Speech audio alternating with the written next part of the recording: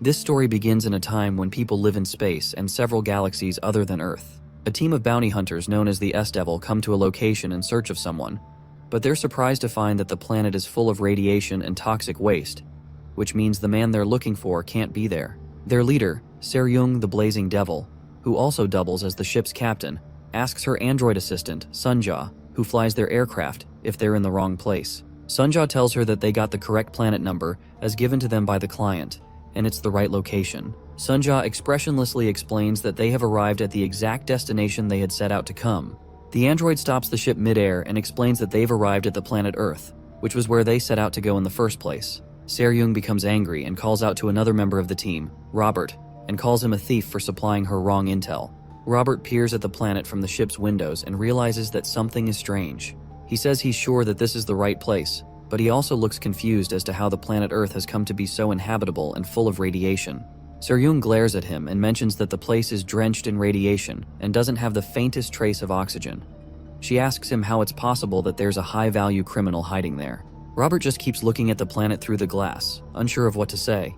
The captain mentions that it's not only absurd that a high-value criminal will be hiding in an uninhabitable pool of radiation, but also that he's a high-ranking member of a gang known as the Black Blood Gang. Robert just looks at her and hesitantly affirms that this seems to be the case. Seryung becomes more mad and starts to curse, but he confesses that it's true even though it doesn't seem like it.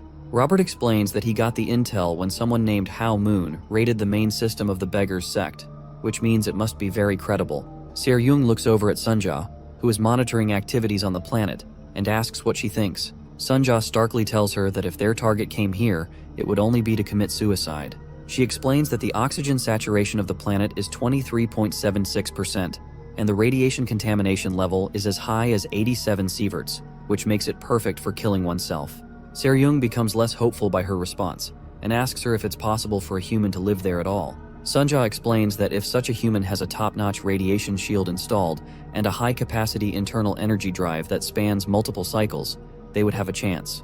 But by having a chance, she explains that she meant they would last for about 6 hours tops before they died. The captain just stares at her blankly, since that wasn't the response she expected. Their trip is looking like more of a waste of time at the moment. Seryung glares at Robert and tells him she'll give him the benefit of the doubt. She asks him what he will do if they go down to the planet and find nothing. She asks him if he'll risk his life to pay for it. Robert stumbles backwards upon hearing her question, and asks if she's insinuating that he sacrifice his life just like that. The captain exclaims and tells him they'll go check it out. She threatens that they had better find their target there because if he's not there, he can be sure he's dead meat. Robert tries to brighten the situation, and he says that Sunja mentioned that she has detected a human life signal below the surface of the planet, but Seryung just gets more irritated. Seryung and Robert create a portal to gain entrance into the destitute and abandoned Earth. Sunja reads out the coordinates of the life form detected on the Earth and sends them there. She explains to them through the communication device that in the past, the place they're standing in was called Mount Tai. True to its name, it's a medieval place that's built on a mountain. Seryung and Robert just stand there, looking at how much of a mess it has become. Seryung is surprised to hear the name and asks Sunja if it's the same popular Mount Tai they all know about. Sunja affirms her suspicions and tells her that it's the very place the old farts from the Martial Alliance called a legendary sanctuary. It's also the origin of the Mount Tai star system. Seryung is surprised to hear the place has an affiliation to the grand people who made the Martial Alliance, which is an alliance that was created to maintain intergalactic peace, and wonders why their so-called legendary sanctuary looks like a trash dump. The captain refers to the men who created the Martial Alliance as old geezers. She wonders why they don't do some cleaning in their sanctuary since they make so much money. Robert tells her that they're all talk and no action. He further explains that they don't put their hands into anything that doesn't make them money, which intrigues Seryung. As they keep working, Sunja tells them that they've gotten to the spot where she detected some life. It turns out to be an empty mass of land covered with sand and trash. Seryung asks her if she's sure because there's nothing there. Sunja tells her she's sure and informs her that there's something or someone alive right beneath their feet.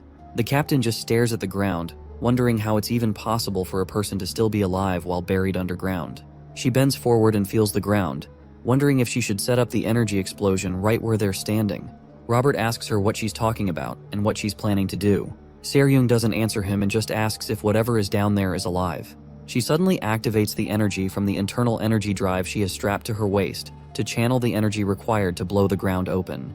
An energy drive is some sort of contraption that allows humans to use ancient martial energy, As the internal energy drive begins to fill her up with power, a streak of green energy starts to surround her and cover where she's crouched. Seryung reasons that she would have long suffocated if she was the one buried that deep in the ground. She gives a command to channel the energy to the ground, and her eyes light up. The martial arts energy sets off an explosion that tunnels through the ground beneath them, expunging a mass of sand that's blocking their path. Some of the sand covers up Robert, who was just standing there, unaware that she planned to blow up the ground. Still, covered in the sand, he glumly tells her to maybe give him a heads up next time so he can get out of the way. The captain just looks into the hole with a disturbed look on her face, wondering if there's really anything under all this sand. She and Robert just stand in front of the large hole, wondering what to do next. The captain signals to Sunja and asks her if there's still any signs of life beneath them, hoping she hasn't blasted the person to bits. Sunja tells her that she's getting a faint signal, but there's still signs of life right beneath them. She adds that there's also a pretty large space down below, which indicates that there is some sort of underground facility there. Robert suggests that they bring down the electronic ladder to climb down the hole. Before he can finish his sentence, Seryung leaps right into the hole, which startles him. Robert just looks at her and jokes that she's always so hot-tempered. Meanwhile, Seryung leaps through the hole and tells Robert to follow her. She soon lands at the end of the hole, with Robert landing right behind her, wondering what kind of maniac he has for a boss. They immediately run into a large door with some ancient inscription written all over it. The direct translation of the inscription on the door is a statement by one Lee Mokjin, which reads like this: "The world fears me and has imprisoned me with the great dharma of esoteric teachings. If you clumsily try to awaken me, death will greet you first." Robert stares at the ancient text and wonders what it says. The captain signals to Sunja to translate the text using her advanced AI capabilities. Sunja tells them that it's an ancient language used over 2,000 years ago, and it roughly means, "Don't open if you don't want to die." Robert becomes excited by the translation and affirms that his intelligence was right after all, because only their target could have put a written threat there.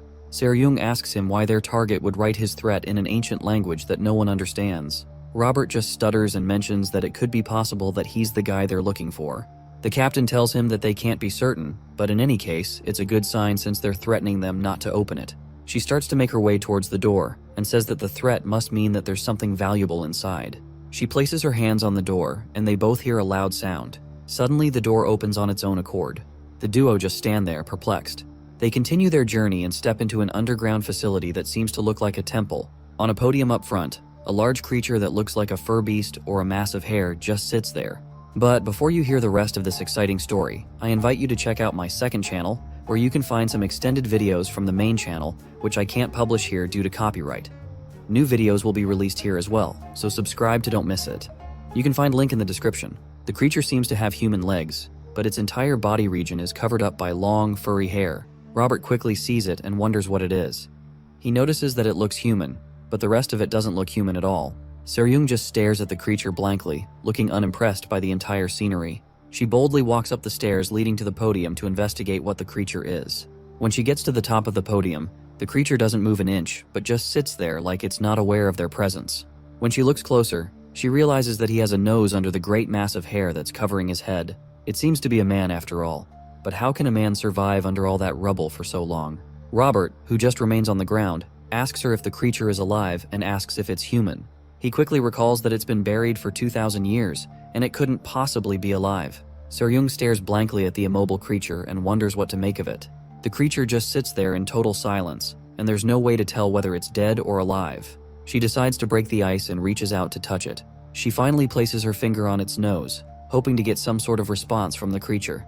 The creature still remains immobile even though her finger is on its nose and doesn't give any response at all. Something suddenly happens which starts to freak Seryung out. Suddenly, streaks of purple lightning start to emanate from the spot she touched him, and it looks like she's awakened it. Her eyes widen because she never expected any of this to happen.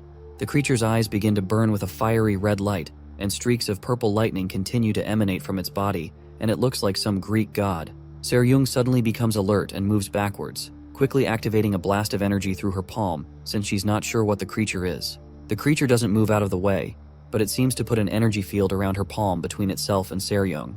She becomes surprised by what's happening and lets out the energy beam to destroy it. The surge of energy collides with the field the creature had set up and blows up between them, and it seems much more than what she can contain in such close range. The creature amplifies and redirects the attack. The energy surge fills up the entire underground facility and creates another large hole in the ground right above them. The energy released is so strong that it shoots right into space and goes past the S-Devil aircraft, and even Sunja sees it. The beam misses the craft by just a few meters, and it would have been incinerated if it was parked somewhere else.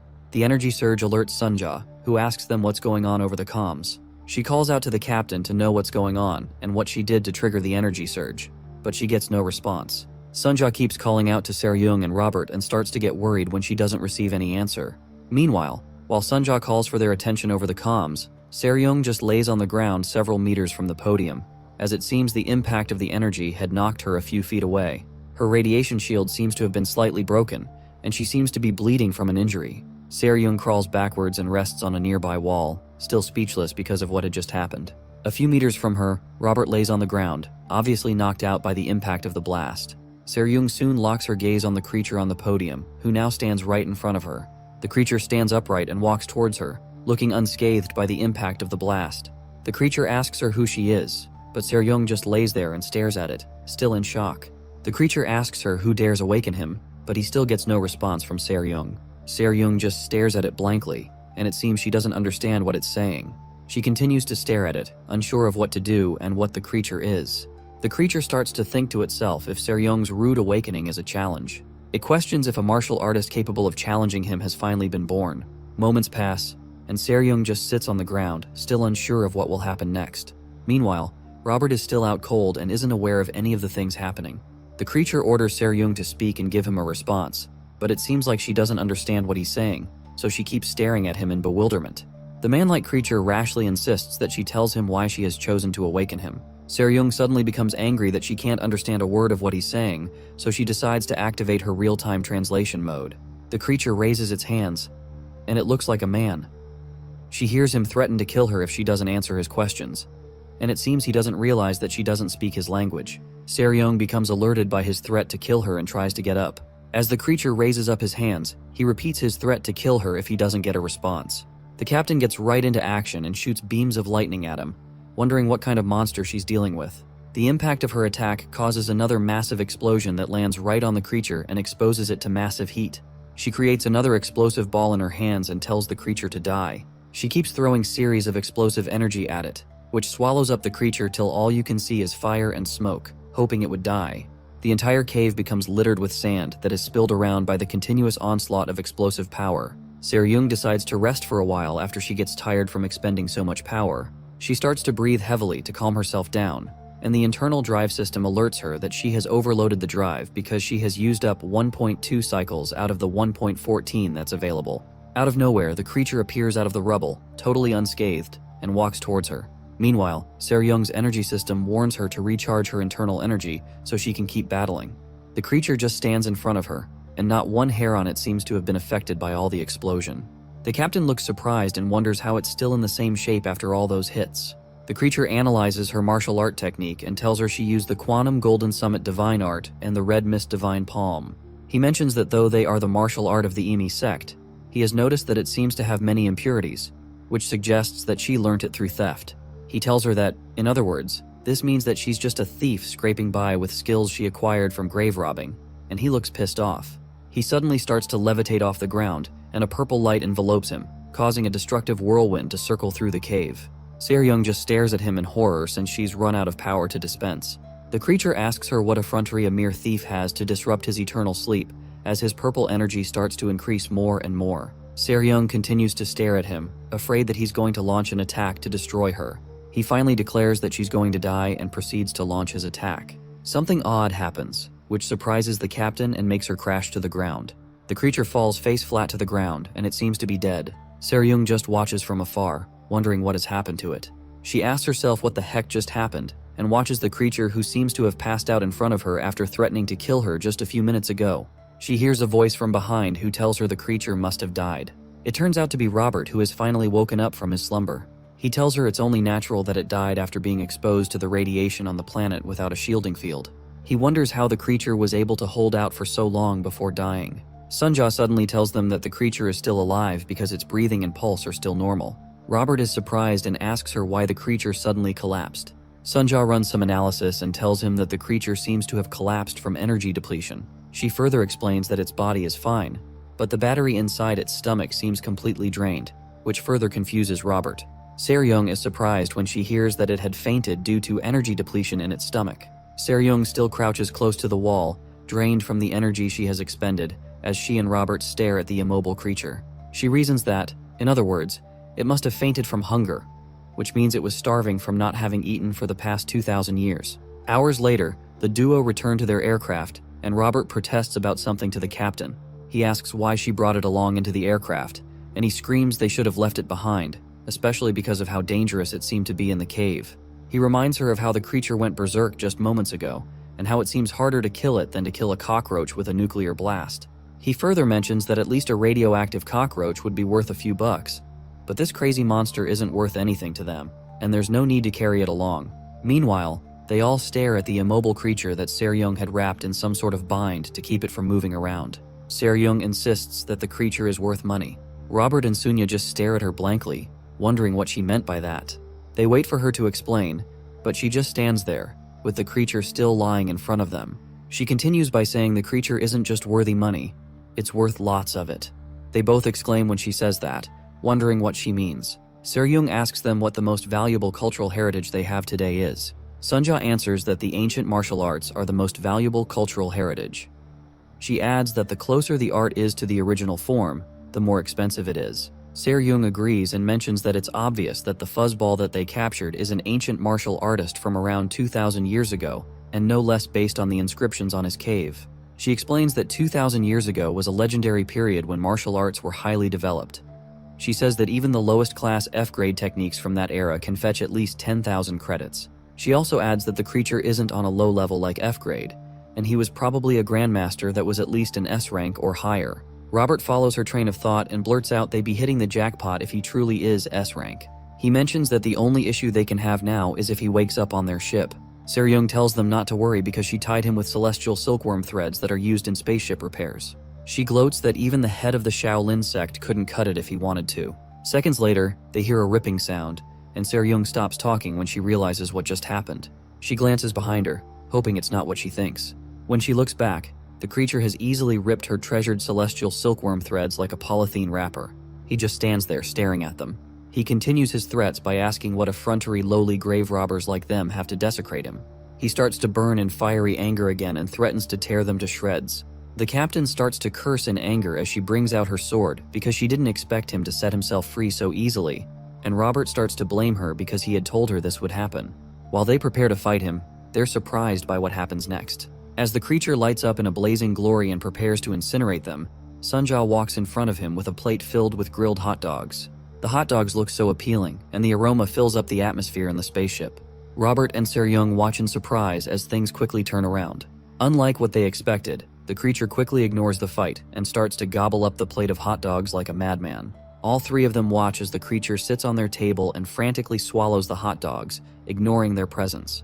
The captain asks Sunja how she knew that would work. Sunja just tells them it was obvious since he's been starving for a very long time. She explains that the best thing for any hungry beast is a sausage. They can only manage to exclaim at Sunja's intelligence and quick thinking. Meanwhile, the ship remains suspended close to planet Earth, where they had just left moments ago. A few moments later, the creature has a civilized discussion with the S-Devil bounty hunters. He recounts what they had told him, that they aren't grave robbers, but just bounty hunters who accidentally woke him up.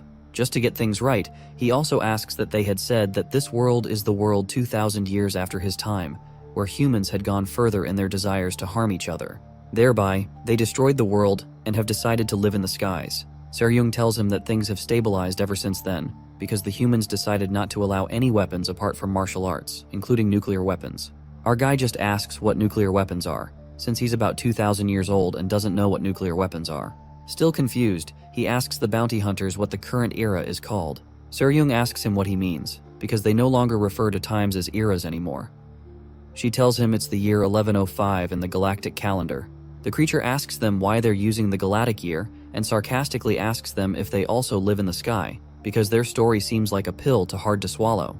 They think he's starting to understand his story, so Seryung tells him that they woke him up after 2,000 years, and he should be immensely grateful.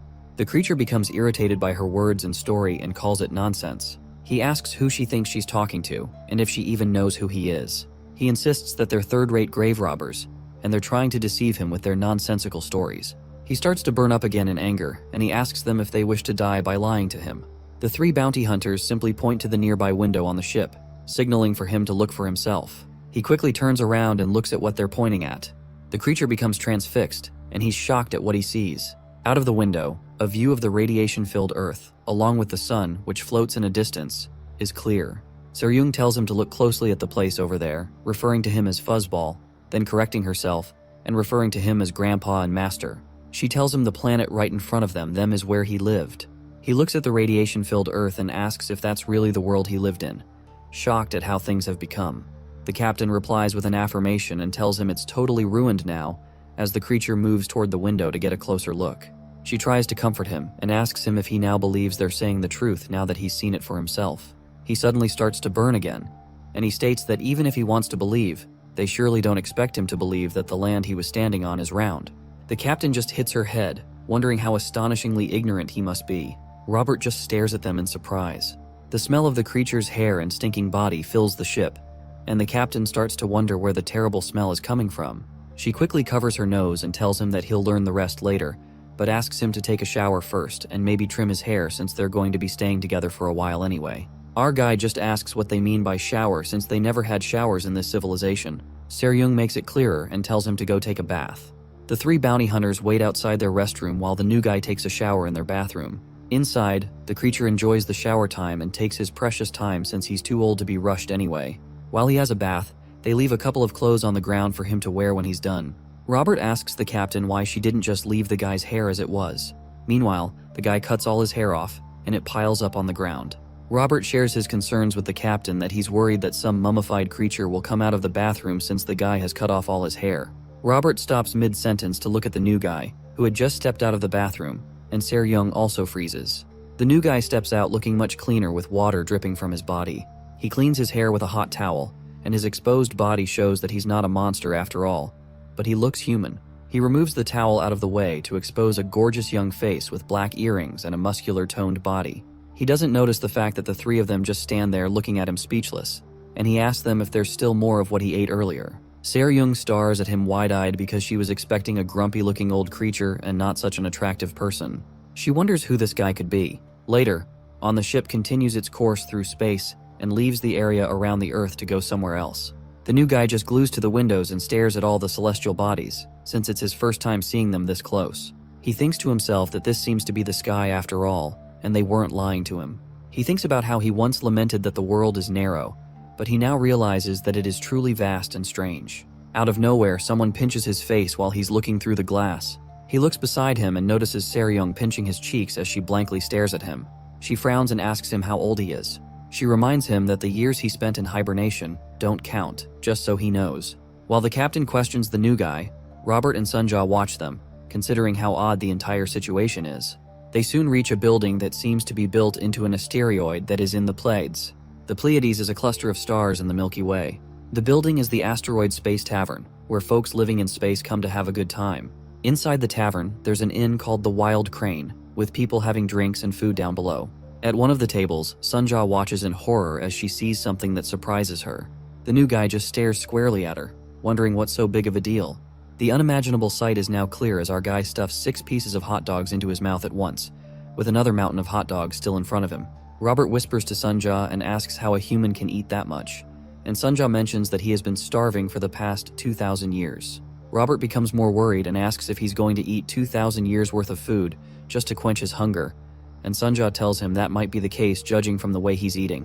Moments after, our guy clears out the plates and stares at the bounty hunters, probably expecting that they make another order. Meanwhile, the keeper of the Wild Crane Inn, Wang the 18th, speaks with Se-ryung and is intrigued by her request. He asks to confirm if she's truly looking for a broker. Se-ryung affirms that she is and says that it must be someone rich and tough, because what she has to sell is extremely expensive and valuable.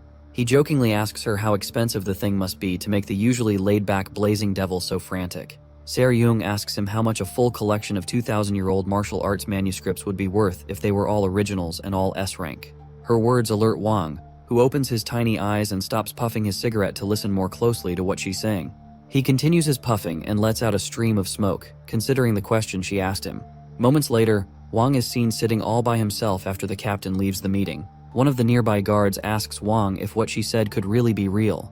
The guard continues by saying that S-rank originals from 2,000 years ago must be incredibly valuable. Wang just continues puffing his cigarette and tells him that the manuscripts are all worth 0 credits. The guard asks again to be sure he heard correctly, since he's certain manuscripts like that could go for a fortune. The innkeeper repeats himself and tells him that the manuscripts are all worth 0 credit. He explains that if such things existed, just one book alone could buy a planet and more. He wonders how a mere mid-tier bounty hunter like the Blazing Devil can claim to have found a bunch of them, which means they must be fakes. He tells the guard to get his head out of the clouds and kick them out. Meanwhile, Se-ryung returns to the table and asks where Sunja has suddenly gone. Robert tells her that she has gone to get some more supplies and asks how her talk with the innkeeper went. Se-ryung's eyes light up and she says their talk was good. She even mentions that Wang promises to contact them immediately he finds someone to buy. Her attention is quickly drawn to something in front of them. In front of them, the new guy relaxes on one of the benches with a dozen empty plates trashed in front of him, as it seems he must have eaten all the food. The captain asks Robert that it's not possible that he ate all that food and hopes her eyes are deceiving her. Robert just tells her that they're lucky he just stopped eating. The captain puts her hands on her head in regret and tells Robert that she would have done something else if it wasn't for the money they could make out of this. While she's talking, the tavern's door burst open.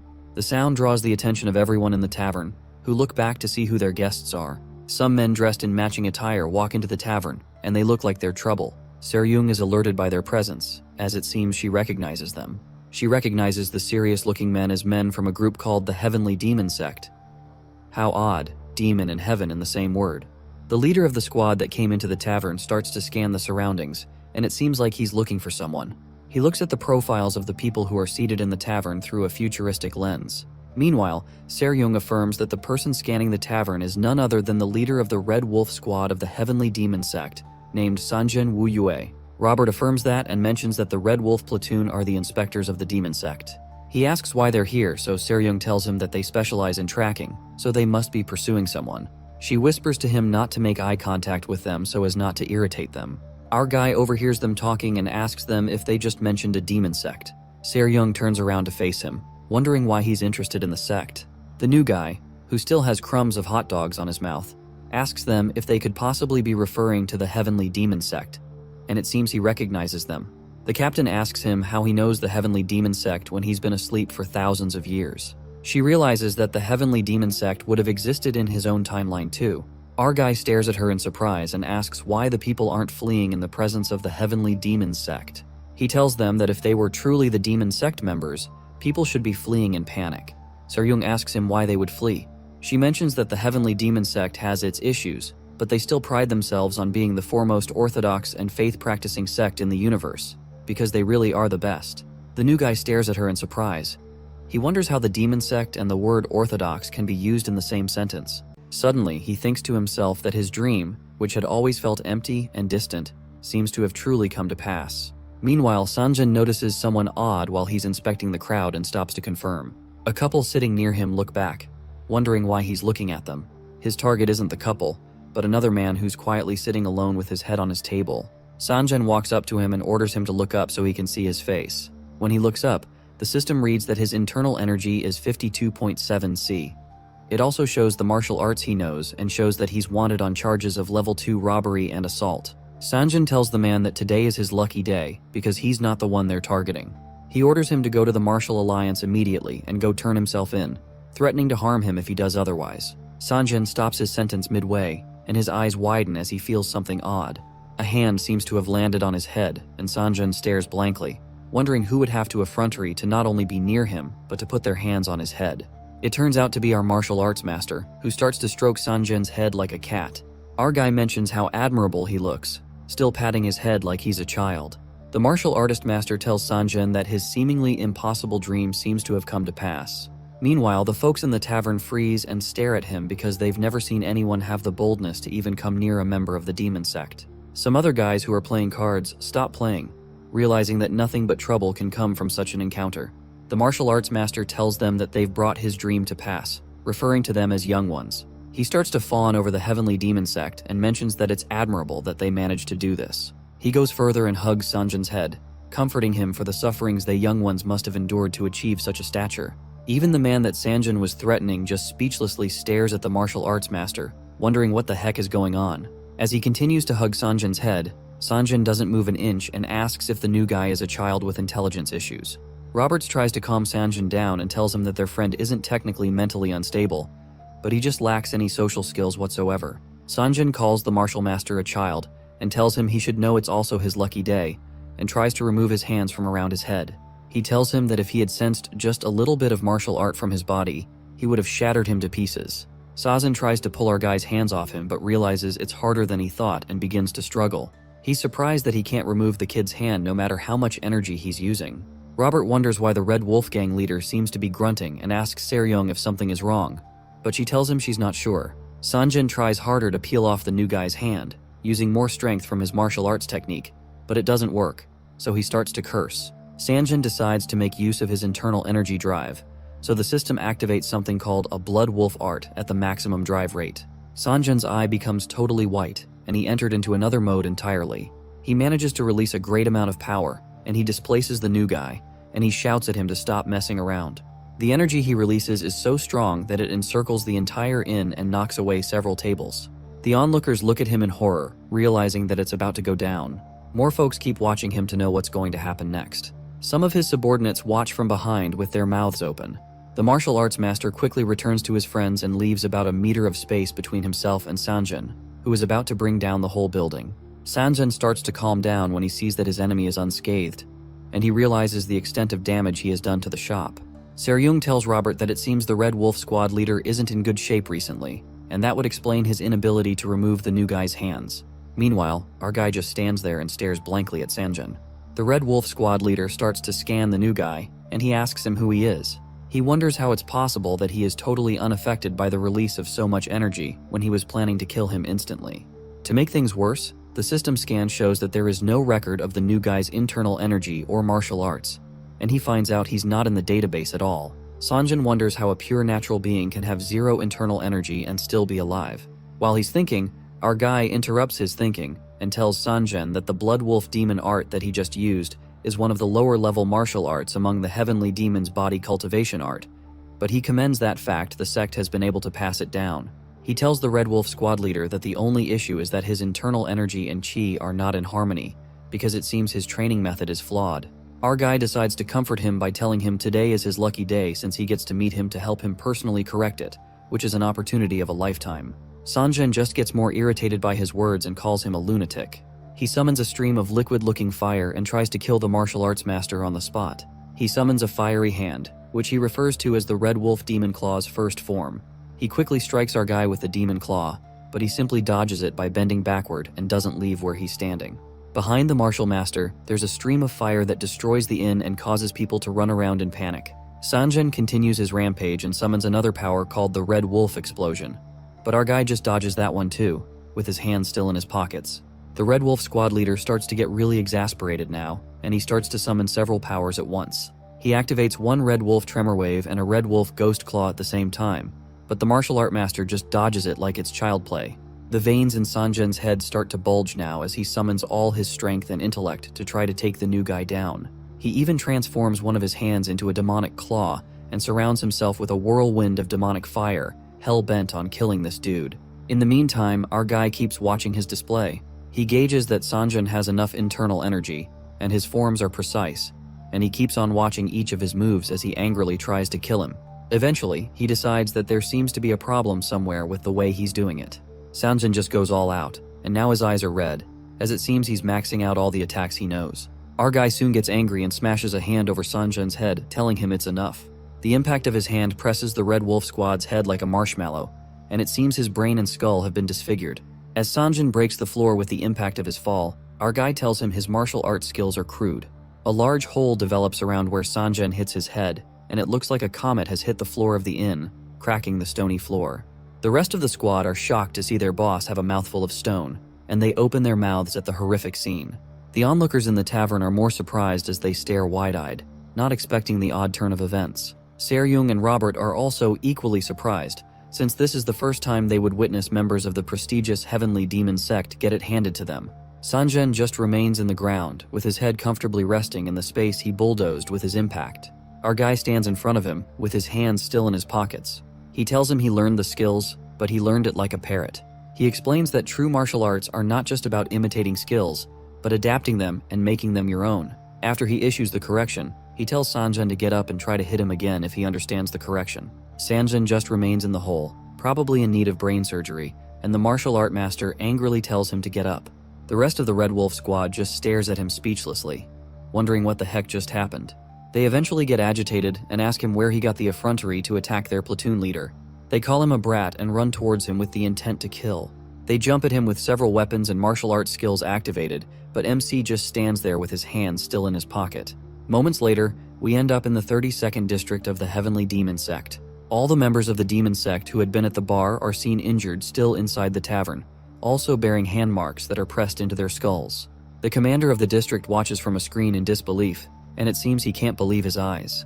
Meanwhile, a robot scans Sanjin, who seems to be unconscious, and tries to open his eyelids to confirm if he's still alive. He seems to be bleeding from his nose and mouth and missing a few teeth. Sanjin and the rest of the crew are loaded up on stretchers, while other members of the Heavenly Demon Sect put a do not cross line around them to stop the onlookers from crossing the crime scene. The commander, Zhang Ritak, continues to watch the whole conundrum, and he remarks that this is unbelievable. A senior elder of the district, Joe Chunrock, tells him that it's fortunate that they only suffered severe bruising and their lives are not in danger. Zhang wonders what he means by fortunately, when all he sees are badly beaten men that look like they'll need surgeries. He mentions that the worst part is that they were beaten by a mere unknown stranger as he looks at the new guy's picture. He looks pretty innocent in the shot, but little do they know that he's carrying 2,000 years worth of knowledge and power. Zhang asks Joe again if their sect's Red Wolf platoon was really put in such a state by a mere stranger. He asks him if this unknown stranger is truly not registered in the Martial Alliance database, and Joe tells him he's not, but his companions were registered. Joe explains that they are a group of bounty hunters known as the S-Devil. He says they mainly clean up B-class or lower petty criminals. He tells Zhang that their leader is a person named Seryung the Blazing Devil. Meanwhile, in the S-Devil aircraft, the new guy humbly sits at the table with a napkin around his neck and a knife and fork, expecting food. He sits across the table from Seryung and Robert, who just watch him and try to figure out what to say or ask. At the Heavenly Demon District, Zhang asks to know more about Seryung the Blazing Devil. Joe tells him that she's a quite well-known bounty hunter that goes between orthodox and unorthodox worlds. He tells him that they left the Wild Crane Inn after the incident, but he says they can track them. He asks the commander if they should send a team to pursue them. Commander Yang tells him not to bother and tells him he'll handle the matter personally. Joe just stares at him blankly, wondering what he means by that. He bows out and proceeds to leave the commander to think of his next course of action. The commander presses a nearby button and decides to place a call to an ally. The system starts to initiate a call with someone on the large screen after the button is pressed. The commander patiently waits for the call to go through. Soon enough, a priestly-looking man named Kim Sungbom, the leader of a group called the Greenwood Group, appears on the screen and smiles at him. Kim tells him it's been a while and greets him. He asks the commander if there's a request he has. Zhang frowns but doesn't say anything for a while. Meanwhile, Seryung watches the stars through the window of the aircraft and tries to clear her head. In the 32nd Heavenly Demon District, the commander seems to have finished relaying the message to Kim, who asks if he'd like the Greenwood Group to handle the issue. Somewhere else in space, the S-Devil aircraft blazes through space. Inside, our guy starts to get tired of waiting for food that doesn't seem to be coming. In front of him, Seryung and Roberts just watch him, still not saying a word. They continue to watch him wait for Sunja to finish grilling the hot dogs, and they still don't say a word. Robert whispers to the captain and asks her if she's honestly as scared as he is right now. Seryung looks at him with an irritated expression and asks him what he's talking about. He reminds her that she also saw it with her own eyes too. He reminds her that Sanjin Wei and the Red Wolf platoon are all A-rank martial artists, and he had just slapped them down with a single blow of his hands. Apparently, a single blow of his hand hit all of Sanjin's subordinates and sent them flying back, with teeth flying out left and right. Roberts recalls seeing them flying away like bugs and remembers one guy who smashes into a pillar. Seryung just looks at him and doesn't say anything.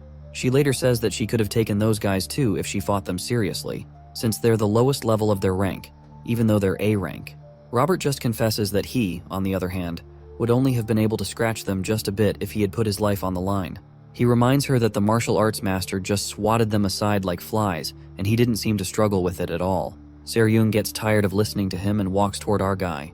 She bangs her hands on the table, and he just looks at her expressionlessly, wondering what the problem is now. She softly tells him that they need to talk.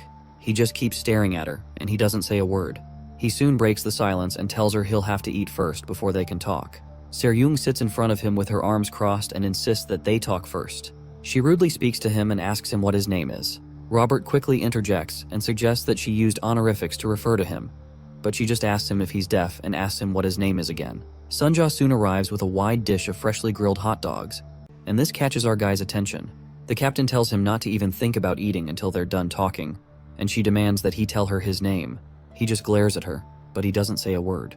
Robert tries to resolve the conflict and whispers to the captain that it's popularly said that it's not right to bother a dog when it's eating, so he suggests that they let him eat first, but the captain doesn't seem to be buying it. He tells them his name is Lee Mokjin. Seryung asks him about his identity and past profession to understand how he was able to do all he did. He just stares at her blankly and doesn't say a word, still holding onto his cutlery. She continues to stare at him, expecting a response, and it seems they've started a staring competition.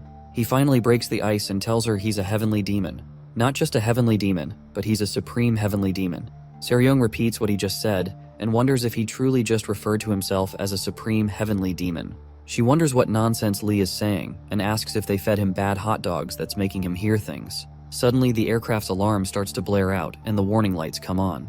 Everyone becomes alert and they wonder what's happening.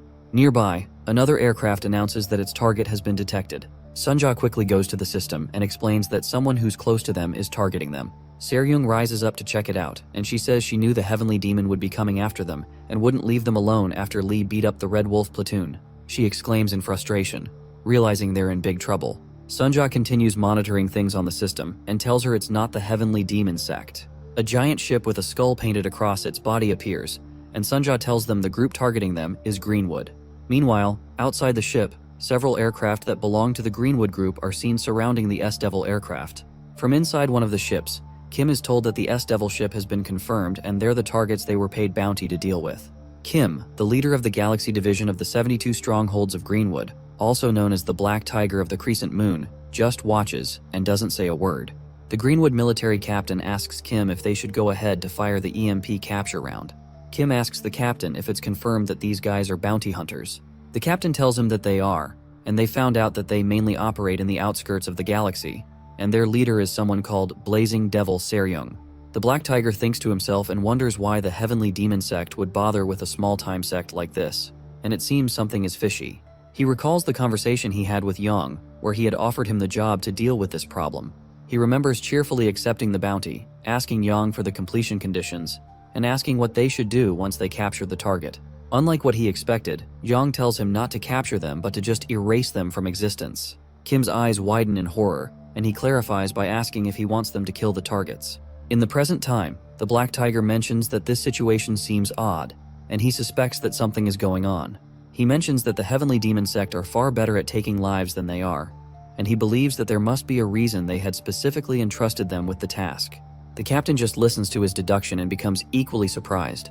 Kim hesitates for a while and considers what to do next. He says that there must be a trap that has been set for them inside the S-Devil ship. Inside the S-Devil ship, Seryung peers out the window and sees the fleet of ships surrounding them. She mentions that the Greenwood group are bandits and must be here to rob them, but Robert tells her he doubts that. He explains that there's no reason for the group to bring such a large fleet just to rob extremely poor folks like them, since there's little profit they can make. Seryung winces at him for calling them extremely poor folks, and tells him she gets it, but it's odd when he puts it like that. She tells him it doesn't matter anyway, and calls the Greenwood group scumbag robbers. She threatens to beat them and toss them out if they get in their way.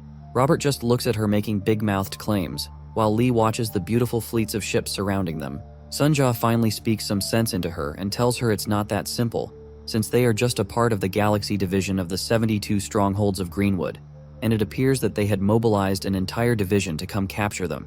Seryung is surprised to hear that the whole division was mobilized, and she asks if that means that their leader, Kim, is here too. Meanwhile, Lee keeps watching the Greenwood ships scan them, and he exclaims about how cool it looks. Seryung thinks about the Black Tiger Kim Sungbom and says that even she cannot beat that guy easily. Robert tells her she can't beat him at all because she'd be dead in 3 moves if she stood against him. Seryung becomes annoyed and tells him it's not that bad, and she says she may be able to do something if she really puts her mind to it. Robert doesn't let her finish her sentence and tells her to forget it, and suggests that they surrender quickly, and tells her not to panic since they have nothing to lose.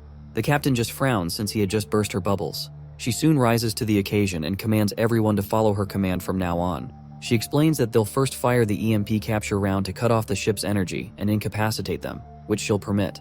She says that they'll board the ship armed, and she'll permit that too. Lastly, she says they'll allow them to search the ship, and they'll also donate any unnecessary items to them for survival if they want them. Robert just asks her how that is any different from surrendering, but she shouts at him to comply as instructed. She goes to Pat Lee, who is still stargazing, and tells him not to panic when the EMP hits because the ship will shake a little bit. Se-ryung tells him that the EMP has no destructive power because they're not allowed to use ship weapons because of the space laws. She gloats that it seems Lee didn't understand that, but just tells him not to interfere since they'll leave when they take whatever they want. She mentions that the only time she won't be able to guarantee anything is if a fight breaks out and things escalate. Se-ryung asks Sunja if she's locked on and asks her to brace for the impact of the EMP round. Sunja suddenly exclaims and tells them it's not an EMP round but a photon cannon, and the system starts to give a danger alert. Now this shocks Se-ryung, who just turns around in surprise. Sunja tells her that they're using a ship-destroying photon cannon, which means they're trying to kill them. Se-ryung goes on high alert and says that this is crazy. Meanwhile, on the Greenwood ship, the captain tells Kim that what they're doing violates space regulations, and it may cause them trouble later on. He suggests that it would be better for them to capture the target and quietly dispose of them. The division leader tells him they can't do that because he has a bad feeling. He tells them to just blow the ship to dust and complicate matters since they can just shift all the responsibility to the client, who is the Heavenly Demon Sect. Kim orders that the cannons be fired when ready. Meanwhile, tension increases inside the S-Devil ship. Se-ryung asks Sunja if they can warp the ship to another location, but Sunja tells her they can't because they are surrounded on all sides. Se-ryung asks if they can use the shields, but Sunja tells her they won't work since they've sold some of the ship's parts to cater for their living expenses. A look of horror develops on the captain's face as she becomes confused about what to do. A few moments ago, she had it all figured out. Now, they're about to be blown to bits. In the Greenwood ship, the captain tells the division leader that the photon cannon has been fully charged. Kim orders that they fire the photon cannon. The cannon is activated, and they fire at the S-Devil bounty hunters, who are just waiting to be wiped out of existence. Se-ryung Sunja and just watches their death arrives. Robert screams at the top of his lungs and Lee just watches, still looking clueless about all that's going on.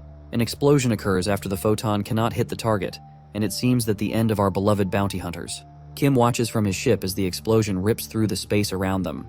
The explosion is so bright that the light from it reaches the ship he's in. Suddenly his eyes widen when something strange catches his attention. After the fire from the explosion goes out, the S-Devil ship looks to be completely intact and unscathed. The ship flies despite the onslaught of dangerous fire, and it looks like the attack didn't hit them at all. In front of the S-Devil ship, a larger round ship appears, who seems to have taken the impact of the photon cannon.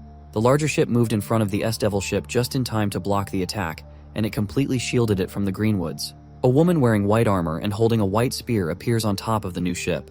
Se-ryung, who had been holding on to Sunja for dear life, asks what that is. A look of horror develops on Kim's face as he recognizes the woman as the 8-foot fighting ghost, Elena. Elena just stands there with her spear behind her and stares right at the Greenwood fleet. Inside the S-Devil ship, Lee stares outside, shocked to see all that's going on. By his side, Robert and Se-ryung are glued to the window, also curious to know how they're still alive. Meanwhile, Elena still turns her back to them and faces the Greenwood fleet, looking to deflect any more attacks from them. It's one woman and her ship against about a dozen ships, but no one seems to be doing anything to attack her. Kim becomes strained, and he wonders why Elena showed up here. Elena just looks right at him and waits for him to make his next move. Inside the Greenwood ship, the captain tells Kim that Elena is using a terraformation-grade shield, and they can penetrate it if they max out the photon cannot output, and asks if they should recharge. Kim tells him there's no need to start a space war just to deal with a cockroach. He tells him that their adversary isn't a person so easily to handle, so he orders that they set up the teleportation so he can go speak with her. As they prepare the teleportation device, he wonders why this monster suddenly showed up here. Meanwhile, Robert tells the other that the 8-foot fighting ghost Elena is a S-class bounty hunter who's so unpredictable that even the leaders of most sects avoid her. He wonders why she's here, and Se-ryung agrees that she doesn't know, but it seems she saved their lives. She mentions that if Elena hadn't blocked the photon cannon, they'd be atomized by now. Soon after, Kim teleports to Elena's ship to have a civilized discussion with her. He calls her sister Elena and tells her it's been a while since they've seen each other, but Elena doesn't even say a word. She blankly looks at him and keeps quiet, probably wondering where they've met before. Kim continues by asking if she hasn't forgotten him. He decides to introduce himself as her 55th younger brother and reminds her that he greeted her at their mother's birthday 2 years ago.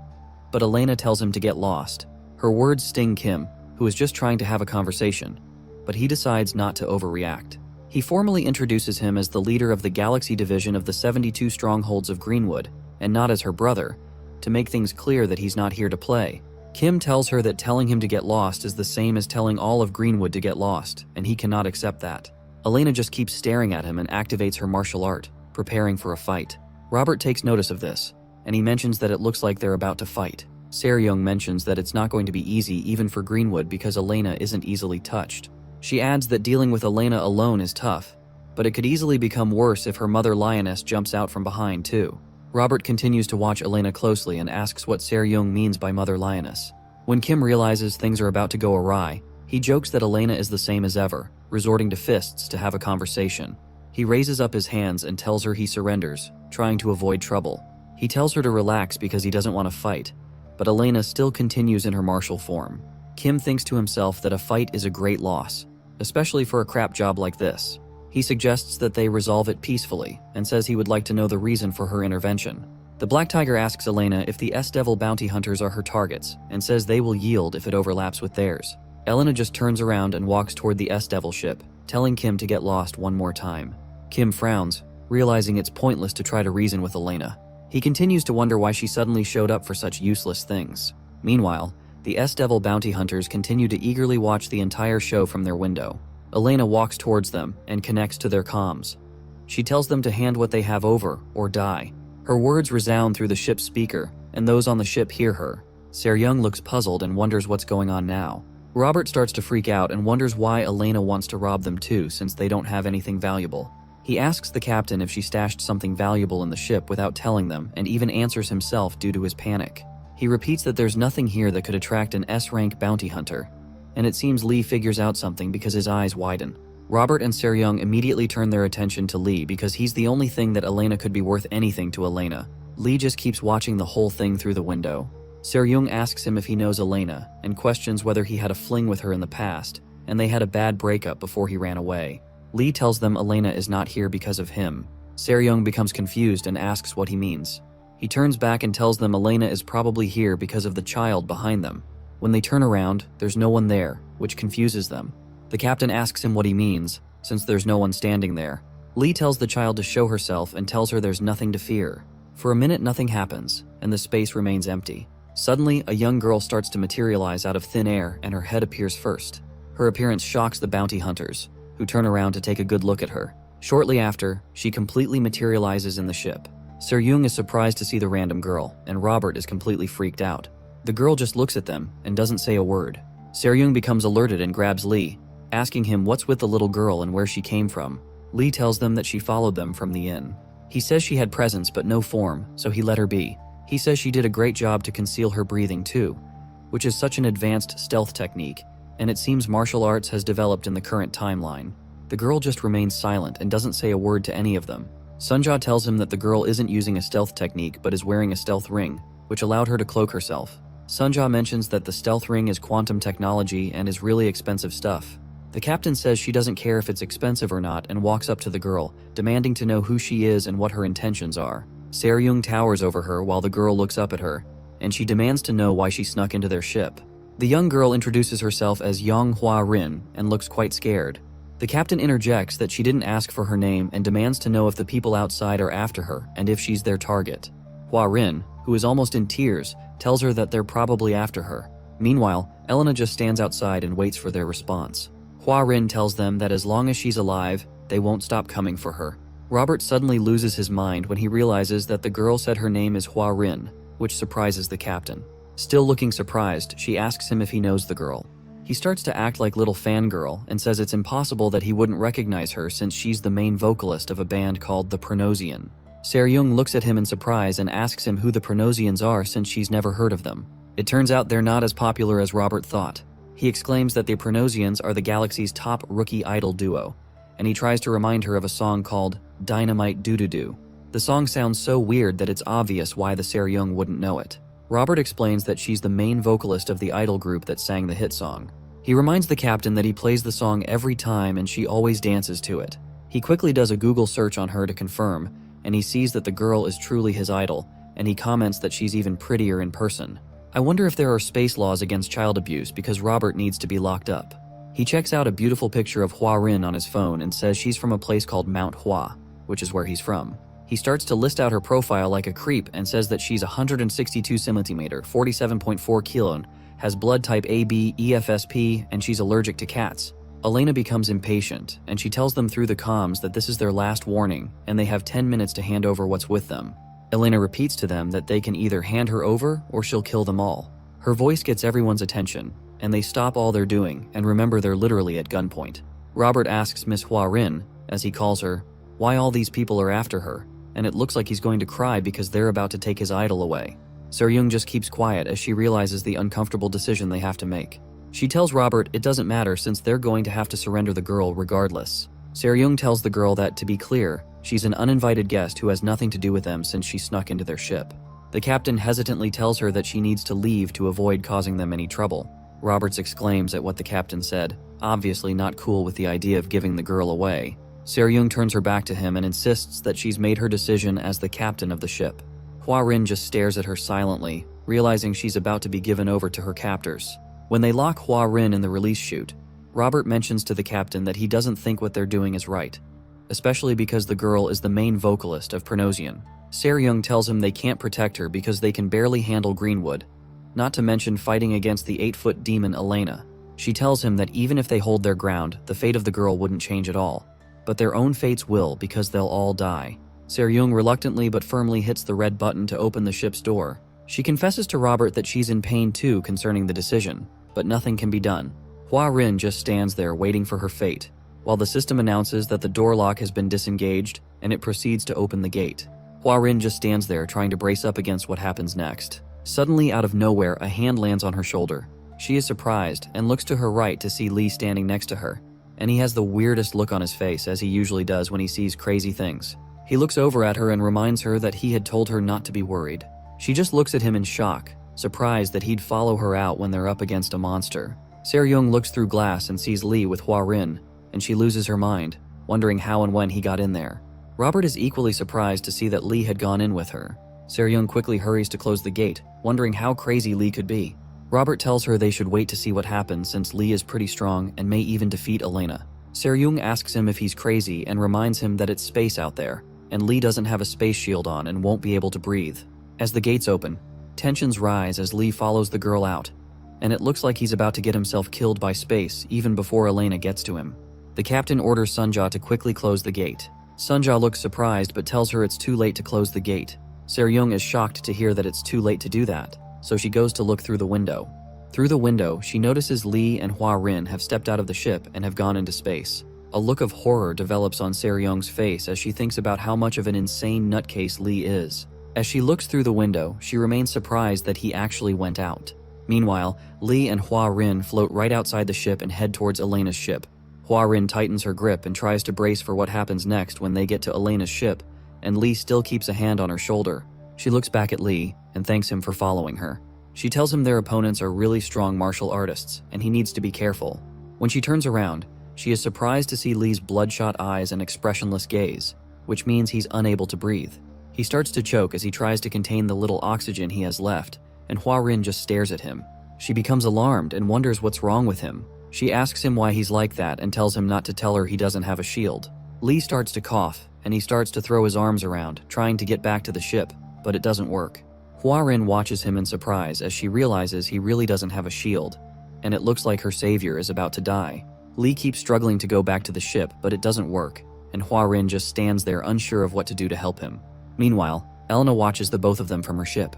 Kim and Elena watch in shock, wondering what's going on. Someone suddenly screams out at Lee that it's 300 degrees outside and the pressure would burst his internal organs within 10 seconds, asking why he would go out there without a shield in the first place. It's clear that our guy knows nothing about the rules of space. Lee continues to cough, and his face becomes purple as he waves his hands frantically, trying to get back to the ship. He becomes really purple and swollen and continues to choke. His eyes become red and swollen, and they look like they're about to pop out of their socket. His eyelids suddenly start to close, and it looks like he's fallen unconscious after losing all his oxygen. Suddenly, whoever was talking to him before places their hands around his purple face. It turns out to be Seryung, who had come out of the ship to try to save his life. She places a nano shield on his face and activates it to allow him breathe in space. When he doesn't move, she keeps screaming at him to wake up and breathe. When he still doesn't respond, she becomes scared and asks him what he's doing and why he's not responding. Suddenly, Lee opens his eyes and stares right at her. She lets go of him and breathes a sigh of relief that he's alive. She tells him she thought he was dead and jokingly calls him a bastard. He tells her she's worried for no reason since he's the supreme being of heaven and earth, and there's nothing in this world that can threaten his life. Se-ryung just stares at him, shocked. That was not the thank you she was expecting. Lee looks back at Elena's ship and notices that Hua Rin, who was trying to save, had reached the ship and is walking towards Elena. He asks Se-ryung how he can get to the ship. Inside the ship, Robert also breathes a sigh of relief when he sees that Lee is alive, and he's happy that Se-ryung wasn't too late. Sunja starkly tells him that she was actually very late, and even the greatest master can't withstand space without a shield for less than a minute. She tells him that Lee endured all that for 6 minutes and 13 seconds, and the odd part is that all his organs are still normal. Meanwhile, Se-ryung helps Lee reach the ship, and Hua Rin is surprised to see him behind her. Sunja tells Robert that Lee has by far surpassed every human limit. On the ship, Elena waits for Hua Rin and other accomplices to walk towards her, with Kim still standing behind her even though she told him to get lost. Lee stands in front of them, with Hua Rin a little bit behind him and Se-ryung farther back. Elena just stares at them blankly and doesn't say a word. Se-ryung watches Elena closely and notices that the 8-foot fighting demon's aura is no joke, and it suits her reputation as a fighting maniac. She also notices Kim standing behind Elena and realizes it's even worse for them that Kim from Greenwood is also here. She tells Lee not to cause trouble and walks toward Elena. She tells him she'll handle it and orders that he doesn't intervene. She cooks up the best smile she can and waves at Elena. She tells her it's nice to see her and asks her if she's as healthy as ever. That's so cringe. She continues to babble that she's heard a lot about them and says seeing them in person is even better. She introduces herself as Se-ryung, the leader of the S-Devils, also known as the Blazing Devils. Elena just stares at her blankly, and it's clear she's never heard of her. Greenwood does the same and doesn't say a word. Meanwhile, Hua Rin grabs a hold of Lee's hand out of fear. He notices her hands touch him, so he looks at her over his shoulder. Hua Rin obviously looks petrified, and it looks like she's holding her breath. He tells her that there's no need to be nervous and reminds her that he's here with her. Hua Rin tells him that Elena is not human, obviously petrified at what she can do to her. She continues that Elena is a fighting ghost who has been traveling around the world ever since she was young to look for worthy opponents. Apparently, no one has survived meeting her so far. So much so that she even built a spaceship as a fighting arena just to travel and fight. Lee is impressed by her qualifications and calls Elena a remarkable child. He says she's a young one who is dedicating her heart and soul to martial training, which makes her a rare talent indeed. Hua Rin tells him that's not really what she meant, trying to make it clear that Elena is dangerous.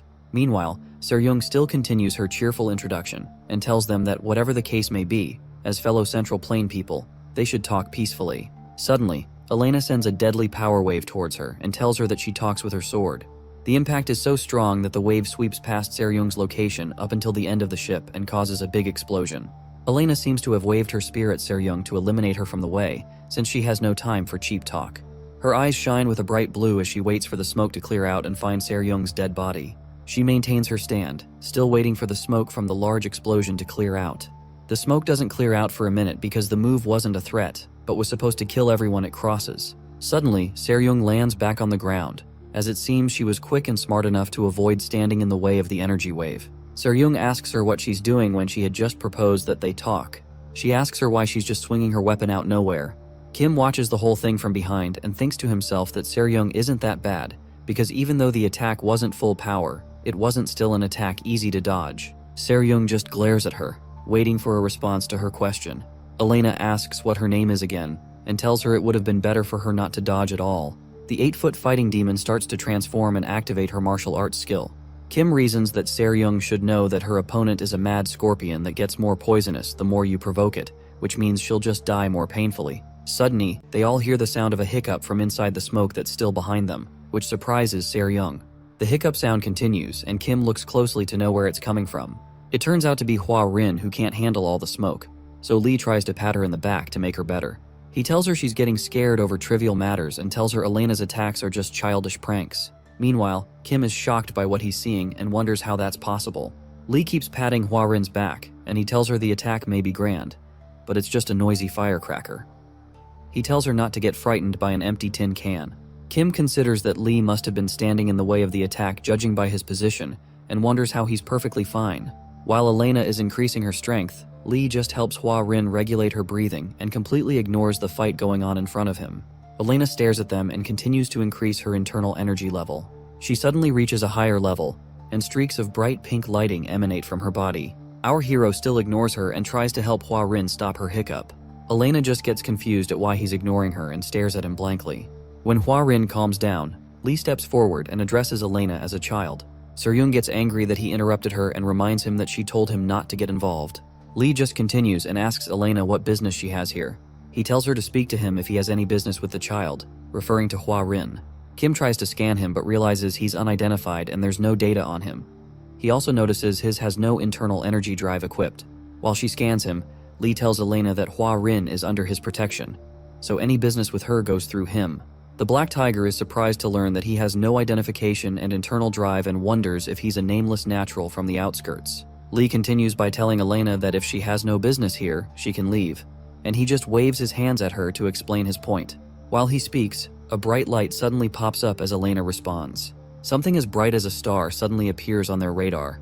The light is so bright that it catches the attention of Seryung, Kim, and Hua Rin. The light appears on the ship and appears to summon a streak of blue lightning to the top of the ship. It looks like some major power demonstration. Meanwhile, Lee uses his hand to stop Elena's bright spear, which seems to have been used to summon the lightning and bright light for an attack. He stops the spear with his bare hands, and it doesn't seem to harm him at all. Elena is seen holding the spear, and it seems she had launched a frontal attack as a response to him asking her to leave. Meanwhile, our guy stops the spear with one hand while the other is in his pocket. Lee is surprised that she attacked him and asks her if her interest here is to fight with him. Kim's eyes almost pop out of his socket as he can't believe his eyes. He wonders how a person can deflect the fighting ghost Elena's strike with just a palm, especially since he doesn't have any internal energy. Meanwhile, Lee starts to analyze Elena's martial arts skills like he always does. He tells her something is odd about utilizing the radiant sword technique of Dayankang sect with a staff and channeling the Shaolin's great Brahma divine art for internal energy. He stares at her expressionlessly and asks how she already has internal energy surpassing 3 cycles when she's so young. He wonders if she had a fortunate encounter. By the way, cycles is what often shows up in Muram martial arts stories where they count their internal energy strength with 60-year cycles. That means that 1 cycle is equal to 60 years worth of energy. While he's talking, Elena starts to increase the rate her internal energy drive is working to 90%, and more lightning starts to come out of her body. Lee stares at her in shock, surprised that she was able to attain 3 cycles, and she's now able to switch her internal energy to Wudang's red sun art. He finally takes his hands out of his pocket and keeps watching her max out her internal energy drive. Right now, she's operating her drive at 95%. Meanwhile, Kim just stares at her and wonders if Elena was always this strong or if something has changed. Lee just looks at her silently, wondering how far she plans to go with this. He asks her if her plan is to go all out and starts to activate his own martial energy as his hands start to burn bright. Suddenly, the ring on Elena's hand starts to shine and tingle. She maintains her attack stance as she continues to increase her energy usage, and the rings continue to shine. Suddenly, the ring lets out a warning sound, which shocks Elena because that's a bad thing. We flash back to a time when Elena is speaking to her mother. Her mother tells her she won't stop her from leaving for the world to chase her dreams. Elena kneels before her mother while she addresses her. Her mother tells her that she'll permit any fight that furthers her training, but she's not allowed to get herself killed. Elena continues to listen while remaining in a submissive position as her mother addresses her. Her mother tells her that she is already strong, and there are less than 10 martial artists that can hurt her throughout all the word, and even they cannot push her to the brink of death. She reaches out for Elena, who bows submissively to her. Her mother reminds her to always remember that she is her mother. She puts a ring on her finger and tells her there is one rule she has to keep if she wants to leave the home. She tells her that if the ring sounds at any time, she must flee no matter what. The sound of the ring means that the opponent is beyond her reach. Her mother tells her that if she ignores the warning, she'll surely die. Back in the present time, the fighting demon collapses in shock when she realizes the consequence of the ring's sound. She stares at Lee, who just seems to be a weak young boy. Elena decides not to back down and continues to fight when she recalls some hurtful people who have put her down with hurtful words when she was much younger. She remembers some of her mother's children asking her what she's hesitating for and telling her to run with her tail between her legs. She recalls them telling her to know her place and asking her what she can do. She hears voices reminding her to hide away and live. She remembers when she was a little kid in the midst of the many children her mother has, who taunted her. She remembers her mother telling her to greet them because they are her siblings. Her mother tells her that they have different fathers, but they are all born from her womb. She recalls standing alone and her mother telling her that they all need to stay close to each other since they share her blood. She remembers some of her mother's kids asking what her name was again. In the present day, Elena decides to stand her ground and fight to the end. She starts to increase her energy drive from 98% to 100% to 110%, and even as far as 120%, which shouldn't be possible. The 8-foot fighting demon generates a great deal of energy, and the entire ship is almost set ablaze by all the power. Lee just frowns as he looks at her, and he seems a bit more alarmed by how far she's going. Se-ryung also watches in surprise, and so does Kim. Our guy waits for her to do her thing, and watches her complete her transformation. Her suit morphs into something new, and it seems she's a totally different being. She looks like some sort of panther, and her hands look unnatural, which means she has morphed into a high-level killing beast. Lee mutters to himself that she had just used a skill that he's never heard of, because he has never seen someone perform a transformation with the Transcendental Awakening skill. He tells himself that it seems martial arts have evolved so much as time has passed. While he's thinking, Elena leaps off the ground and launches towards him. Meanwhile, Lee feels that martial arts have advanced a little bit too much. He doesn't make any move, and just stands here with his hands in his pocket, even up until Elena gets right in his face and starts to swing her weapon. As she swings at him, he dodges it quickly and mentions that the move is the chaotic storm sword technique of the Ime sect. She makes another move that looks like a spiral of fire, and he still continues to dodge. He identifies the move as the sun and moon twin wheels of the Kunlun sect. The 8-foot fighting demon starts to get angry and increases her energy level to 125%. She lands several attacks at once, which our guy still dodges and identifies as the sun-piercing spear technique and the falling sunblade technique of the Diankang sect. Elena decides to amp things up a bit and goes to 140%. She creates a swirling fire tornado attack, but Lee just bends backwards and easily dodges that too, recognizing it as the dog-beating stick technique and the drunken 8 immortal steps of the beggar's sect. While still crouched, Lee frowns as he wonders how she's also able to add the 4,000 red needles of the esoteric sect. Elena is on fire today, so she goes up to 170% since she never loses a fight. She now comes at him with 2 iron claws and explosive energy in her hands, and our guy just jumps backward to dodge her attacks because he's on the defensive. He shouts at her that it's enough already and waves his hand in front of him. The weight of his attack lets out a stream of fire that goes right towards Elena, who was jumping towards him. The attack is so strong that a massive explosion that covers the entire area of the ship is triggered, and it looks like everybody's going to die from this one. The weight of the smoke is so heavy this time, and Lee just stands to see what happened to Elena. Suddenly, something comes out of the smoke that catches his eye. Even Kim is freaked out by what they see, and it looks like he's not seen something this freaky in all his years at the job. Hwarin and Se-ryung equally watch in astonishment. It turns out to be Elena, who now has about 8 arms, each wielding a weapon. She's gone freaky with this stuff, all right. She looks like one of those Indian gods and just levitates right in the air, armed with 8 bright swords. Suddenly, she rushes toward Lee, hoping to cut him in all ways possible. Now, she's at 190%, and it seems she's not going to stop. She launches an overhead attack at him and comes down in a blaze of fire, but he just stands there and stares at her. She rushes towards him in fierce determination, and the metallic armor seems to have covered up her entire body, making her almost unhuman. Lee just looks up and frowns at how far she's taking this, hoping she'd just stop. Elena does the opposite of that and continues to move towards him at full speed. He thinks to himself that her talent is admirable, but she's crossed the line of righteousness. As she continues to rush towards him, Lee reasons that her awakening exposes wounds and desires, which means she's just being consumed by herself. He keeps watching her come towards him and believes that she's carrying many inner demons. Suddenly, Lee generates an explosive power in his hand and thinks to himself that if she goes any further, he'd have no choice but to kill her to stop her.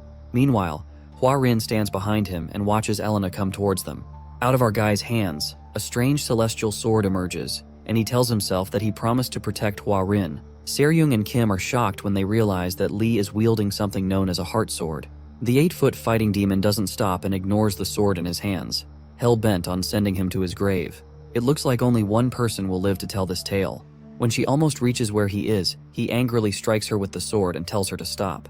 The energy released is so massive that it almost blinds those who are watching the fight, and even Robert struggles to see due to the brightness of the light. An explosion is seen over Elena's ship from Robert's point of view. The explosion from the impact of the heart sword is so powerful that it splits the entire ship into several pieces. The entire ship suddenly explodes in space in the presence of the Greenwood fleet. The explosion of the ship is so great that it looks like a bright star from afar. From the main Greenwood ship, the captain watches in horror as he sees the explosion from where his boss is. The explosion is so strong that there was no way that Kim could have survived it. Suddenly, he hears a cough close by. It turns out that Kim had teleported back just in time before the ship exploded. Kim screams out Lord Cheju's name, and he looks quite bloody and battered. He tells the captain that he's not dead, and Cheju tries to help him stand properly. Kim rests on a wall and looks through the window to see the remains of the ship that had just exploded. He tells Cheju that he would have torn to pieces if he had teleported just 0.1 seconds late. The fire from the ship's explosion is still seen throughout space, and bits from the ship float around. Standing on one large piece that broke away from Elena's ship, Seryung asks Lee if he's insane because they could have been killed. She asks him if in the past, people in the middle of the ocean ever set their own ship on fire just because they were angry, and tells him he should have shown some restraint. Lee, who has some blood coming out of his mouth, struggles to speak and tells her restraint wasn't an option. Seryung rushes to his side and asks him if he's hurt when she sees the blood. Kim just continues to look up, and he tells her that he faced a much stronger power than he had anticipated.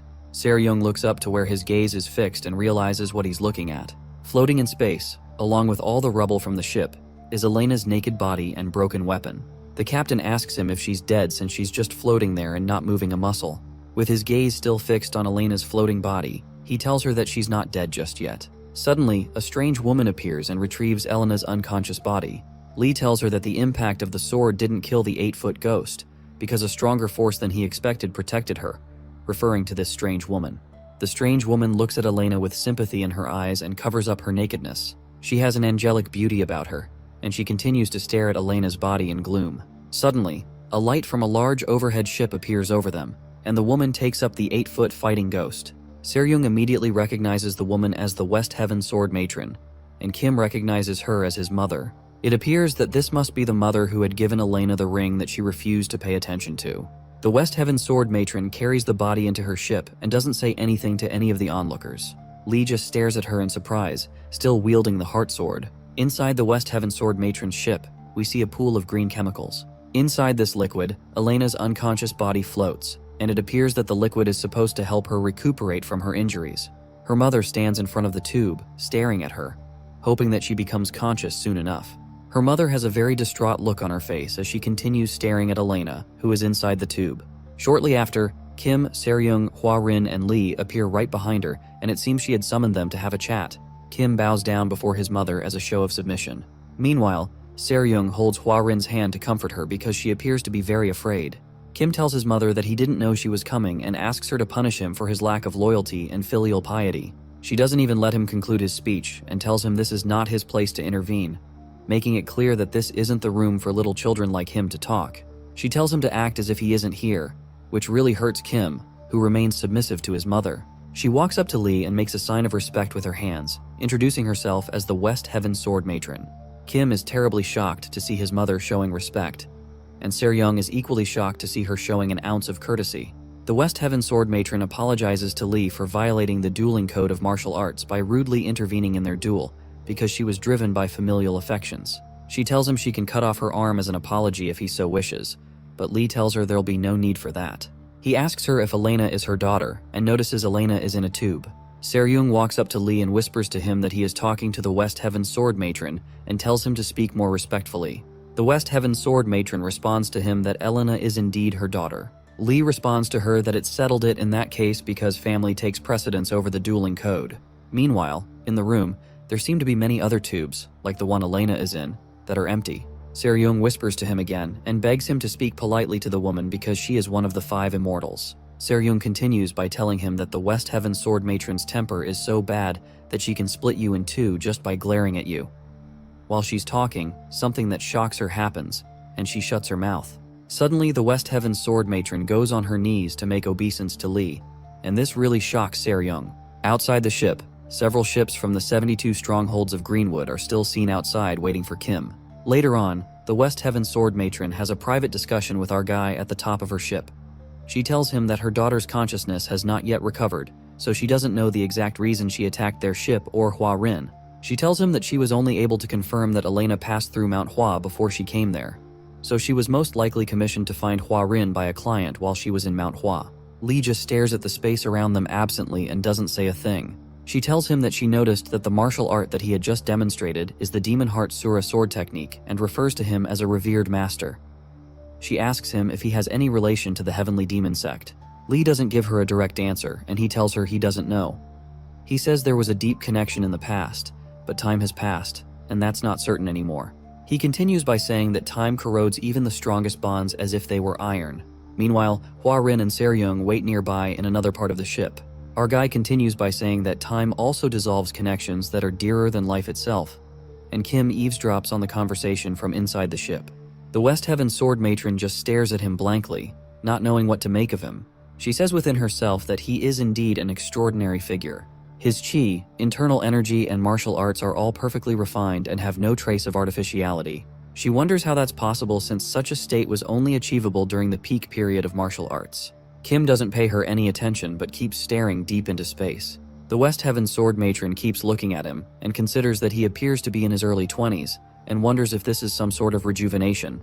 She breaks the ice and asks Lee if she can make a request, still referring to him as the revered master.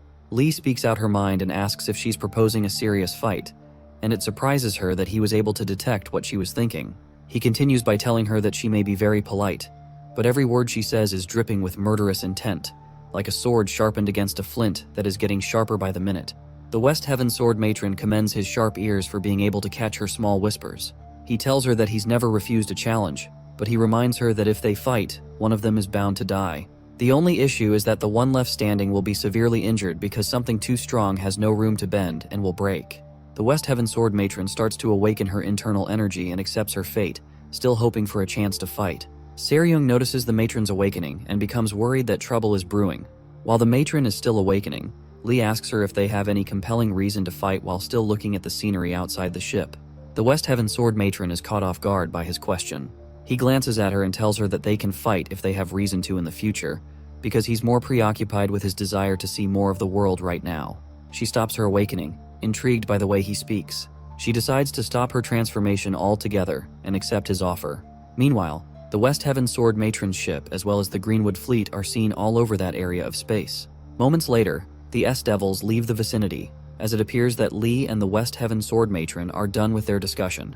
Later, Kim and his mother have a discussion, and she learns from him that the kill request was made by the Heavenly Demon Sect to prevent some secret from leaking. Kim, who still kneels in submission, reaffirms what he had just told her about the Heavenly Demon Sect. She tells him she can't seem to wrap her head around why the Heavenly Demon Sect would want to kill those in the S-Devil ship, and what secret they wouldn't want to be leaked out. She mentions that Lee clearly possessed the supreme martial arts of the Heavenly Demon Sects, and it doesn't make any sense that they would want him dead since he is one of them. Furthermore, she reasons that it doesn't make any sense that they would hire Greenwood to do their dirty bidding.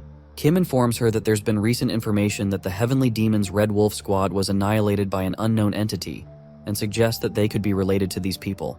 His mother tells him that there's no need to overthink. She explains that whatever the situation may be, his imagination won't be able to deduce it, and this stings Kim.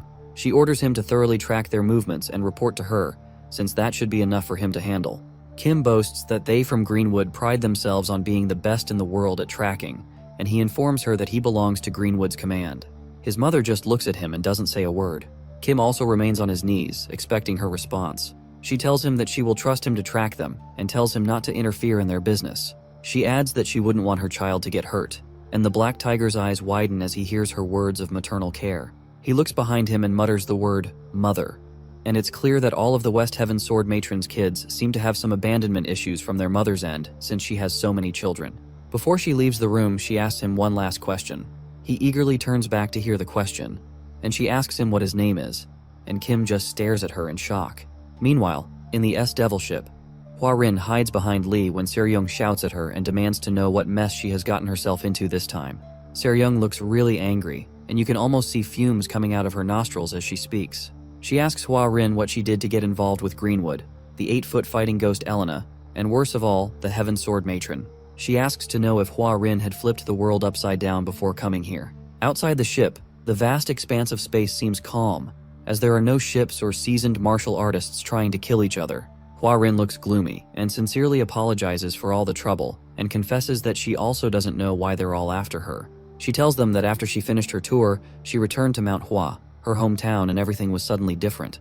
They sit on the table to talk, and Sunja prepares a mountain of hot dogs for Lee to devour. Hua Rin tells them that when she got back to her hometown, the people from her hometown were suddenly trying to kill her. She explains that she ran away from her town all the way to this place. Meanwhile, Lee speedily stuffs his mouth with like 7 hot dogs, and at the same time he grabs another 4 with his other arm, clearly ignoring the conversation. Seryung says she has no idea what Hua Rin is talking about and turns around to ask Sunja if she has any idea either. Sunja looks just as confused and says she also finds it hard to grasp. Hua Rin just keeps silent, unsure of how else to explain her dilemma to them, while Lee spills pieces of meat everywhere due to his frantic eating. Suddenly, one of the pieces of meat mistakenly enters Hua Rin's mouth, and she tries to bring it out, but she becomes shocked when Robert slams his hands on the table, demanding to know if she just mentioned Mount Hua. He angrily pushes Seryung aside and asks if she is referring to the Mount Hua planet, which is also his hometown. The girl mistakenly swallows the meat caught in her mouth, and it starts to choke her, which makes her cough. But Lee doesn't even notice at all because he's eating like a beast. Robert demands that she immediately tell him what happened at Mount Hua, while Hua Rin continues to cough. Watching the conundrum, Sunja just frowns and mentions that humans are utterly abnormal. Meanwhile, in the West Heaven Sword Matron's ship, we see that one of her big tubes seems to have been shattered. Out of the shattered tube, Elena's now conscious body falls to the ground, and she begins to cough in the presence of the West Heaven Sword Matron. Her mother just looks at her worriedly and leaves her to cough and come to her senses. She immediately asks her what happened to her on Mount Hua, but Elena continues to cough profusely. Elena, who is still struggling to catch her breath, finally bears herself up and glances at her mother. Next up, we return to the Wild Crane Inn, where Lee had met with the Red Wolf Squad. Inside the inn, the keeper of the inn, Wang the 18th, watches footage of Lee's encounter with Elena. He watches on screen as she makes her moves, and he dodges them. He also watches Lee use the heart sword when he gets tired of dodging her attacks, which causes the explosion that ripped through space. Wang watches with excitement with his guards behind him, who also watch in great surprise. He recalls his conversation with Seryung and recalls when she asked him how much a full collection of 2,000-year-old martial arts manuscripts is worth. He recalls that she had said they were all originals and were S rank. In the present, he is shocked to learn she was telling the truth and he had passed on a deal that could be potentially worth a fortune. We return to the Heavenly Demon Sect, District 32. The footage of Elena launching towards Lee, who just stands there, is played on the screen. Soon after, Elena is seen trying to land multiple strikes on Lee, which he dodges seamlessly. A look of horror develops on the face of the District 32 commander, Zhang Ritak. He watches in horror and asks what's going on as he sees Lee wielding the heart sword to finish off Elena. From behind him, the West Heaven Sword Matron asks what he thinks of the footage, and says the martial art seems to be quite familiar, and he looks back towards her. She stares at him and waits for his, hoping that he'll pick that the martial art is related to the demon sect. Zhang acknowledges that it is a level of martial art prowess never seen or heard of before, but he tells her he doesn't understand what she means by saying it's familiar. The sword matron just stares at him blankly, wondering if he truly doesn't know anything about the new person that just showed up on their radar. Zhang also stares at her, standing on his point that the martial art doesn't seem familiar.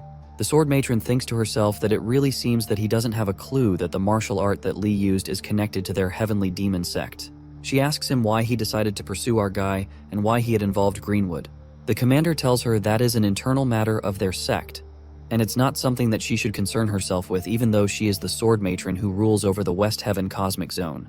He frowns sternly and stands on his point, but the left side of his neck is suddenly cut. John suffers a cut to his neck and it starts to bleed. Meanwhile, the sword matron wields her sword, and it's clear that she had managed to cut him from where she's standing in the twinkle of an eye. She suddenly develops an evil aura around her and continues to hold out her sword, implying that she'd get the information whether he wants to give it or not. Zhang, on the other hand, has the fabric around his neck area cut and only suffers surface damage to his skin, which means that she could have gone deeper if she wanted to, but had decided to spare his life.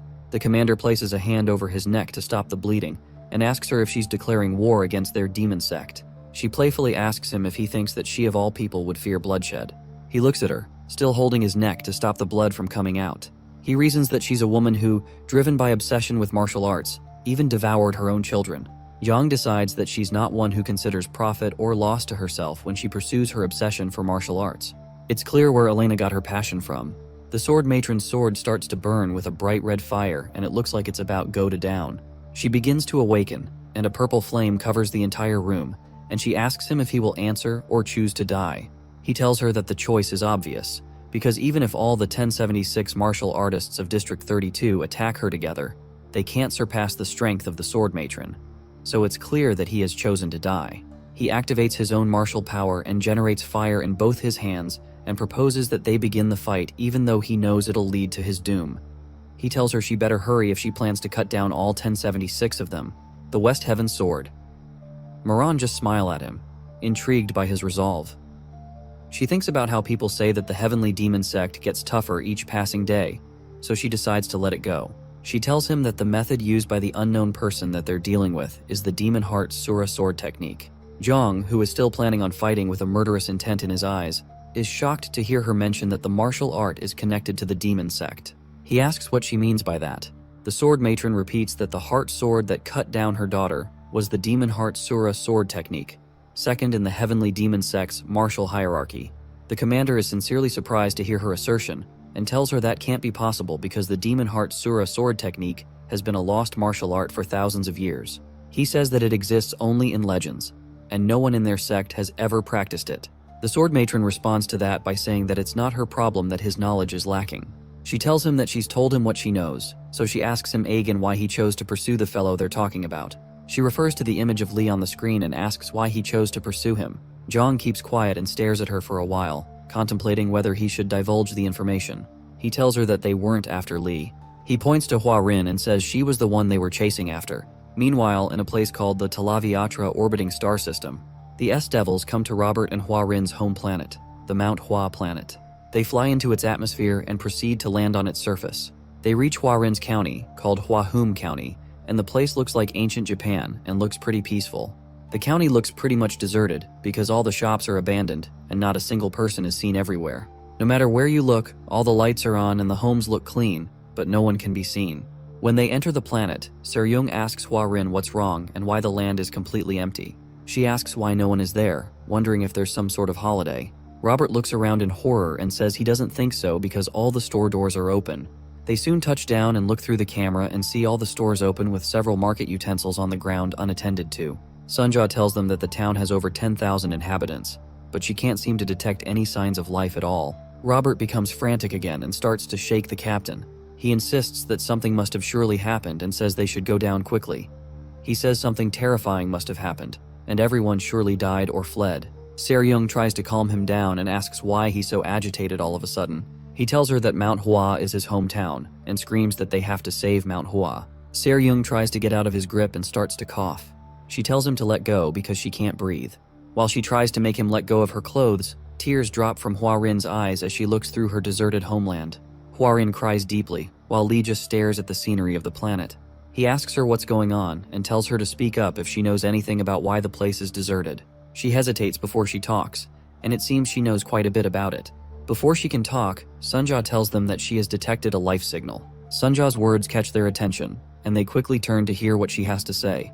The android tells them that the life signal is coming from the Jaha Pavilion, inside Mount Hua's main headquarters, judging from its location. Robert stops struggling with Seryung when he recognizes the Jaha Pavilion and mentions that the Jaha Pavilion is where the leader of the Mount Hua sect resides. Sunja affirms what he said, but tells him that the life signal is strong, but seems to be coming from just one person. Hua Rin doesn't say anything and just keeps quiet, and it seems she knows who the person is. Later on, they successfully reach the Jaha Pavilion at night. The building looks grand, but currently seems eerie and covered in smoke. They all stand at the entrance and wonder what the eerie-looking building could possibly hold. Seryung looks back when she hears a loud sound. It turns out to be Robert, who is wearing some sort of Iron Man suit, and she asks him what he's doing. He tells her that whoever is in the Jaha Pavilion is part of those who touched his homeland, and he doesn't plan to forgive any of them. Seryung just asks him if his combat suit is still functional. She mentions that she thought he stashed it away in the warehouse as soon as he got discharged and later sold it off. Robert insists that once a Special Force soldier, always a Special Force soldier, and boasts that he always oil and polishes the suit every day. When they get closer to a tunnel opening in front of the pavilion, the captain asks Sunja if the signal is still there through the comms. She asks her if she's still detecting a response just to be sure they aren't chasing after the wind. Sunja responds that the life signal is getting stronger and tells them to be careful because it doesn't seem to be human. Seryung takes note of the information and suggests that they deploy a reconnaissance drone first to help them identify what it is before they go in. Nearby, Robert exclaims when he hears that what they're after might not be human. Before the captain can finish her statement, Robert rushes into the tunnel, screaming out that he'll kill whatever it is, and threatens the monster to come out because the special forces are here. Seryung and Lee just watch him in surprise, not sure what to say. The captain mentions how odd it is that he's causing a ruckus just because they're in his hometown. She decides that there's no need to send a drone since Mr. Patriot must have alerted the target with all his noise, so they proceed to the opening, and she tells the rest of them to stay alert. Just before they step into the tunnel, a pool of fire comes out of the tunnel and heads right for them. Se-ryung notices the bright light and is shocked, wondering what it could be. The stream of fire issues from the tunnel and burns all that's in its path. Hopefully, they're not going against a dragon. The fire is so strong that it runs past the tunnel in front of the Aha Pavilion and reaches across to the houses that were built in front of it. Soon after, the stream of fire retracts back into the tunnel, and everything calms down again. Se-ryung is shocked by what had just happened and remains speechless. Hwa-rin is also shocked that such a great inferno has just brushed past them, and they're alive. How they're alive is the funny part. Both ladies are seen pressed towards each other to avoid the fire, and the position is quite embarrassing. It turns out Lee had quickly carried both of them on his legs and created a shield that blocked the fire to keep them alive. Lee doesn't even notice their compromising position and looks deeper into the tunnel, wondering where the fire came from. Se-ryung snaps to her senses and looks behind him, asking where the fire suddenly came from. Our guy suggests they move forward and drop Se-ryung on her back, but helps Hwa-rin to her feet. Se-ryung drops on her back and lets out a groan of pain. When they move forward, they run into Robert, whose suit seems to have been badly burned, and they wonder if he's dead or alive. Se-ryung moves closer to him and asks him to say something if he's alive, but he just remains frozen as if he's been roasted to death. The captain signals Sunja through the comms and asks her to scan him to know if he's still alive. Sunja runs a scan on the system and assures them that he's fine because, fortunately for him, his combat suit did its job. Se-ryung wonders why he's not talking if he's still alive, and Sunja tells her that he's probably just scared out of his mind. The captain exclaims when she realizes the problem and gives Robert more time to become conscious. Meanwhile, Lee checks out the tunnel and wonders where the sudden fire came from. When he looks up, he sees a streak of pink lightning, which catches his attention. As he looks closer, he notices something littered around the end of the tunnel. It turns out to be small pink flower petals that are making these streaks of light. The petal lands on our guy's hair and shatters due to how fragile it is, which puzzles him. Suddenly, the entire tunnel fills up with thousands of other flower petals out of nowhere. Moving forward, they see that the flower petals are emanating from a man who seems to be sitting down on a throne. The man turns out to be the leader of the Mount Hua sect, and he just sits on his throne with his eyes closed, enveloped with strong energy, and he seems unaware of their presence. Lee frowns as he looks at him, still wondering what's going on. Se-ryung also sees him and asks Sunja if the man they're looking at is the source of the lifeform signal. Sunja tells her that he is the source, and he must be the leader of Mount Hua. Sunja introduces him as Flourishing Blossom Sword Sovereign Yeongjoksan, and this shocks Se-ryung. She looks at him more closely and is shocked to learn that the man is the Sword Sovereign of Mount Hua. Lee reaches out and catches one of the plum blossom flowers and looks at it closely. He says that the fact that the plum blossoms opened from the heat means that he's achieved the peak of the plum blossom heavenly fragrance heart technique. As the plum blossom shatters in his hands and gives out a purple color, he wonders why they have bloomed in purple. He reasons that this means that the plum blossom heavenly fragrance technique has mixed with another technique called the purple mist divine heart. Meanwhile, Yang just sits there and ignores their presence, with streaks of pink and purple light coming out of his body. Meanwhile, Hwa-rin stares at him with tears rolling down from her eyes. Oddly enough, she calls him Dad. It appears that the Sword Sovereign, who seems to be completely unaware of his surroundings, is Hwa-rin's father. Lee just stands there staring at Yang, and he thinks to himself that this situation doesn't look good at all. Yang sits on his throne, oblivious to their presence, and it seems he's in his own zone. Se-ryung walks up to Lee and asks what the problem is. He tells her that the plum blossom heavenly fragrance heart technique embodies extreme yang, while the purple mist divine art embodies extreme yin. Thus, even the elders of Mount Hua can only choose one to master. He tells her to consider that extreme yang is fire and extreme yin is water, and asks her what she thinks will happen when they mix. He answers his own question by saying that when a martial artist's desires surpass their limits, a demon takes root in their heart, and that person is no longer human.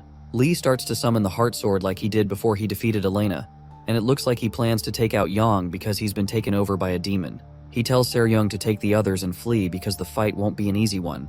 As he awakens into his energy state and a pure aura fills the air, he tells her that even he can't guarantee their safety in such a fight. Before he can strike, Hwa-rin rushes towards Yang and calls him Dad. Se-ryung shouts and tells her to stop moving close to the man, but Hwa-rin just ignores her warnings. Meanwhile, Lee prepares to strike when he realizes it's too late to get them into safety. Sunja watches with surprise on her face, wondering what's to become of the girl. On the clock, it's just 2 seconds from 18 Sag, and Sunja realizes that the girl and everyone there are in danger. Meanwhile, Hwa-rin ignores all their warnings and just reaches out to hug her father, who's still spilling out streaks of lightning out of his body. The clock on the screen in front of Sunja shows that it's just 1 second from 18. Inside the tunnel, the girl hugs her father, and it seems the energy emanating from him doesn't affect her at all. Se-ryung's eyes widen as she stares at her, but our guy just watches to see what will happen. Suddenly, the blossoms and the light around the throne turn a bright yellow and begin to disappear. Yang gets up from his seat and hugs Hua-rin, and it seems he can now sense her presence. He looks down at her with paternal love and holds her head as he embraces her. The captain is more than freaked out and asks what the heck is going on and why the man suddenly switched from a terrifying monster to a loving father. Sunja tells them over the comms that this is normal because the world has returned to normal. Inside the ship, Sunja watches the screen in disbelief, and Se-ryung asks her what she's talking about. The android tells her that everything is normal now.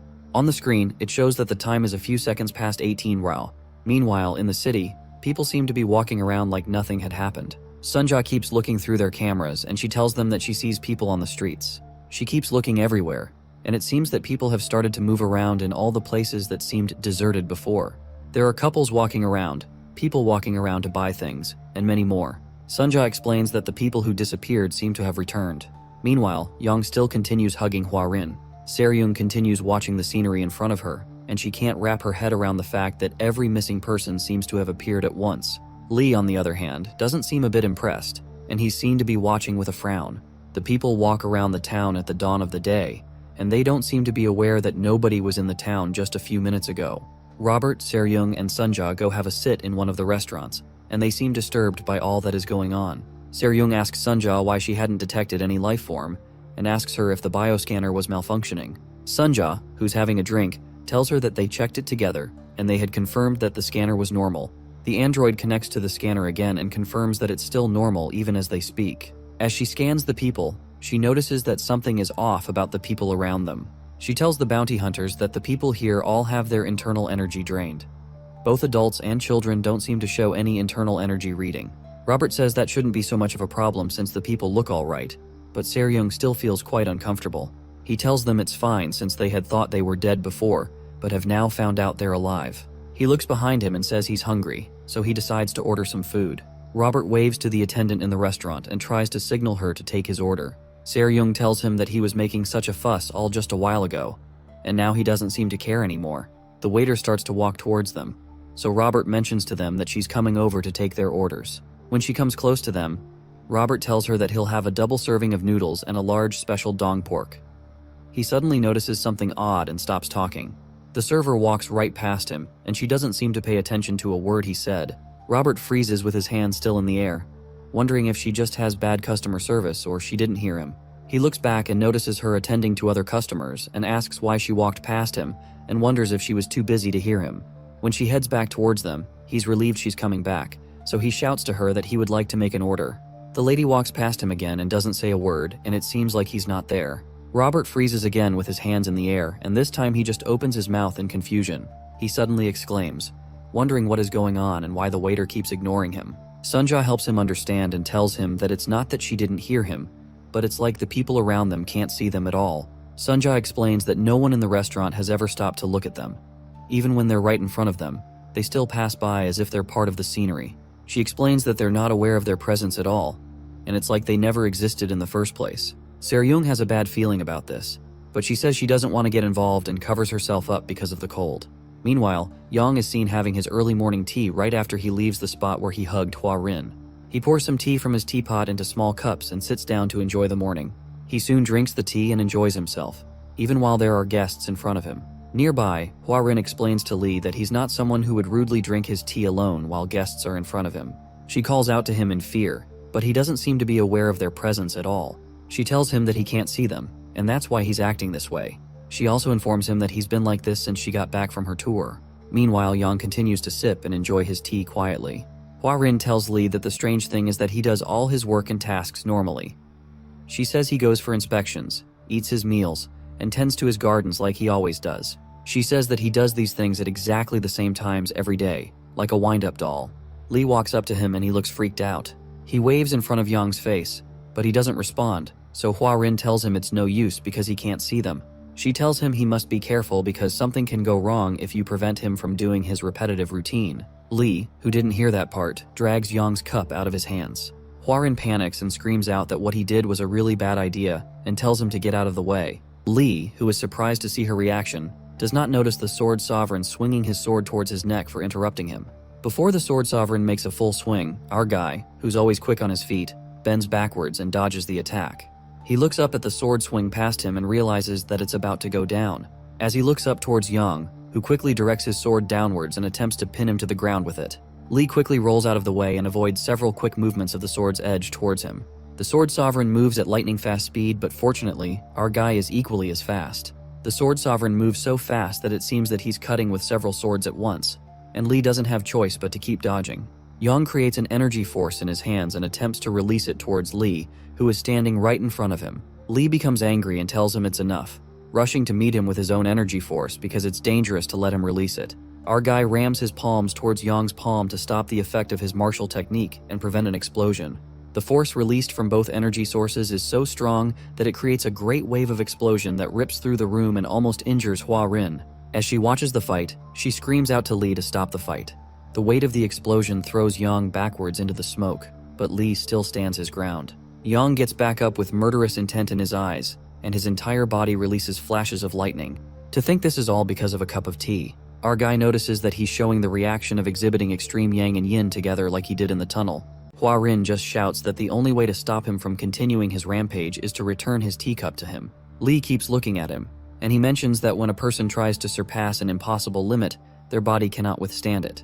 Thus, the principle should be that the person falls into inner demons. Their body bursts like a balloon, and they end up shredded in pieces.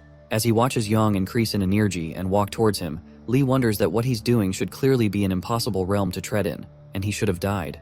Yang keeps talking towards him, with a bearing fire around him as well as purple and pink light. Suddenly, a large plum blossom flower shows up again out of nowhere. The flower's pink exterior is corrupted with a purple color, and it moves before Yang, who is walking towards him, with a whirlwind around him. Li wonders that he seems to be a human, yet he's not a human at the same time, and he wonders why his situation is peculiar and what the story behind this is. Hua-Rin screams out to him again and tells him to hurry because waiting for too long can be dangerous. The menacing and deadly-looking flower closes in on Li, who still remains crouched. Hua-Rin watches the whole thing in dread, hoping that he's able to return the cup quickly. Li suddenly brings out the cup and prepares to throw. He swings backwards so he can get enough traction to reach Yang. He soon throws it with great force, and the cup goes flying towards Yang.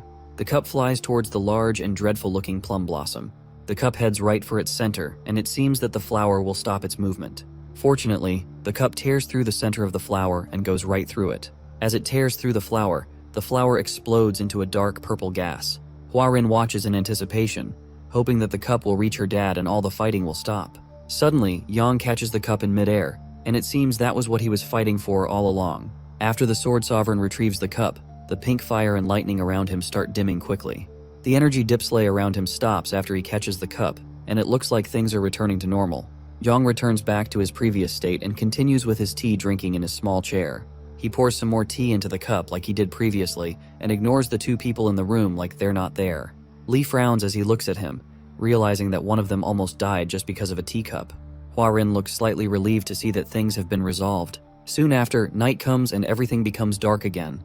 Hua-Rin tells Li about how she returned home after she finished her interstellar tour half a month ago. Meanwhile, Sunja, Seryung, and Robert walk amidst the people, wondering what's really going on. Hua tells Li that when she returned, she noticed that everything had changed. In the streets, the trio continues to walk through the streets, wondering if anyone can see them at all.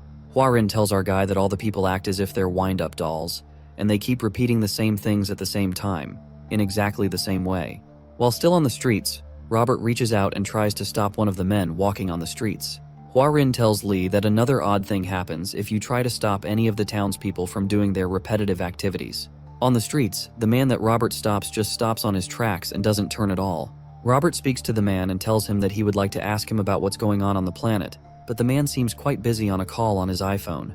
Robert stops talking when he realizes that the man isn't answering him at all but continues on his phone. All of a sudden, he exclaims when he notices that the man has frozen right on the street and isn't moving a limb. Hua-Rin tells Li that whenever you try to stop any of the people from doing their usual activities, they stop. Meanwhile, Robert tries to signal the man, but he doesn't get a response. Not just that, everyone stops moving. Hua-Rin tells Li that something else happens after everyone stops moving. On the streets, every person suddenly starts to fade away like they were never there in the first place. The man Robert stopped fades away right before his eyes, and he just looks at him, surprised. He's honestly shocked and wonders what's going on. He looks toward Sunja and asks her what just happened, and asks if they had just teleported. Sunja just stares at the people disappear too, and she tells him she doesn't know. Seryung looks at Sunja and asks her what she means by that because there's no one that can know if she doesn't. The android tells them that it seems like teleportation judging from the particle waveform, but the issue is that it's too large a scale. Seryung doesn't understand and asks her what she means by that because she hadn't looked back to notice that everyone else had also disappeared. She and Robert look behind them, and they realize that they're all alone. She asks Sunja where everyone suddenly went to. Sunja just continues to scan the environment, and she tells them that all signs of life have disappeared from the entire planet. The captain is shocked to hear that and asks her to repeat what she just said. Meanwhile, Hua Rin tells Lee that when everyone disappears like that, something else happens. She looks outside towards the streets and tells him some strange creatures start to show up when people disappear like that. On the streets of the town, Seryung, Robert, and Sunja notice some odd things on the street. On the streets of the city, an army of robots matches towards them. They all match in irregular order, and a mist seems to suddenly cover the ground. Robert, Seryung, and Sunja stare at them in horror, and Robert asks what the heck those things are. The robots all seem to be wielding swords and continue to match towards them in a rhythmic order. The mist becomes stronger, and hundreds of robots come towards them from all directions. The captain answers that she's not sure either, but she says that it seems that they're in a very dangerous situation right now. She freezes on the spot and watches the robot walk towards them, unsure of where to go since they're trapped. She asks Sunja if they're androids while still looking at them. She also asks why they all look half-finished, since their abdominal region basically contains nothing but a connecting iron rod. Sunja scans them with her scanner and tells her that they're not androids, but construction droids. She explains that they are models created for simple labor like planetary development. Also, since they are early models, they're equipped with low-capacity AI, so their cognitive abilities are limited. Seryung slightly breathes a sigh of relief and says she freaked out for nothing since they're just construction droids. Seryung tells them that according to the 3 laws of robotics, droids can never harm a human, but Robert doesn't seem so sure. He notices they're holding swords and asks what construction droids would want to use them for. Seryung tells him they're probably using them in place of tools and walks towards the droids to signal them. She tells them there are people here and orders them to move aside and find another path so as not to crowd around and scare people. One of the droids runs towards her and tries to cut her nasty lips off.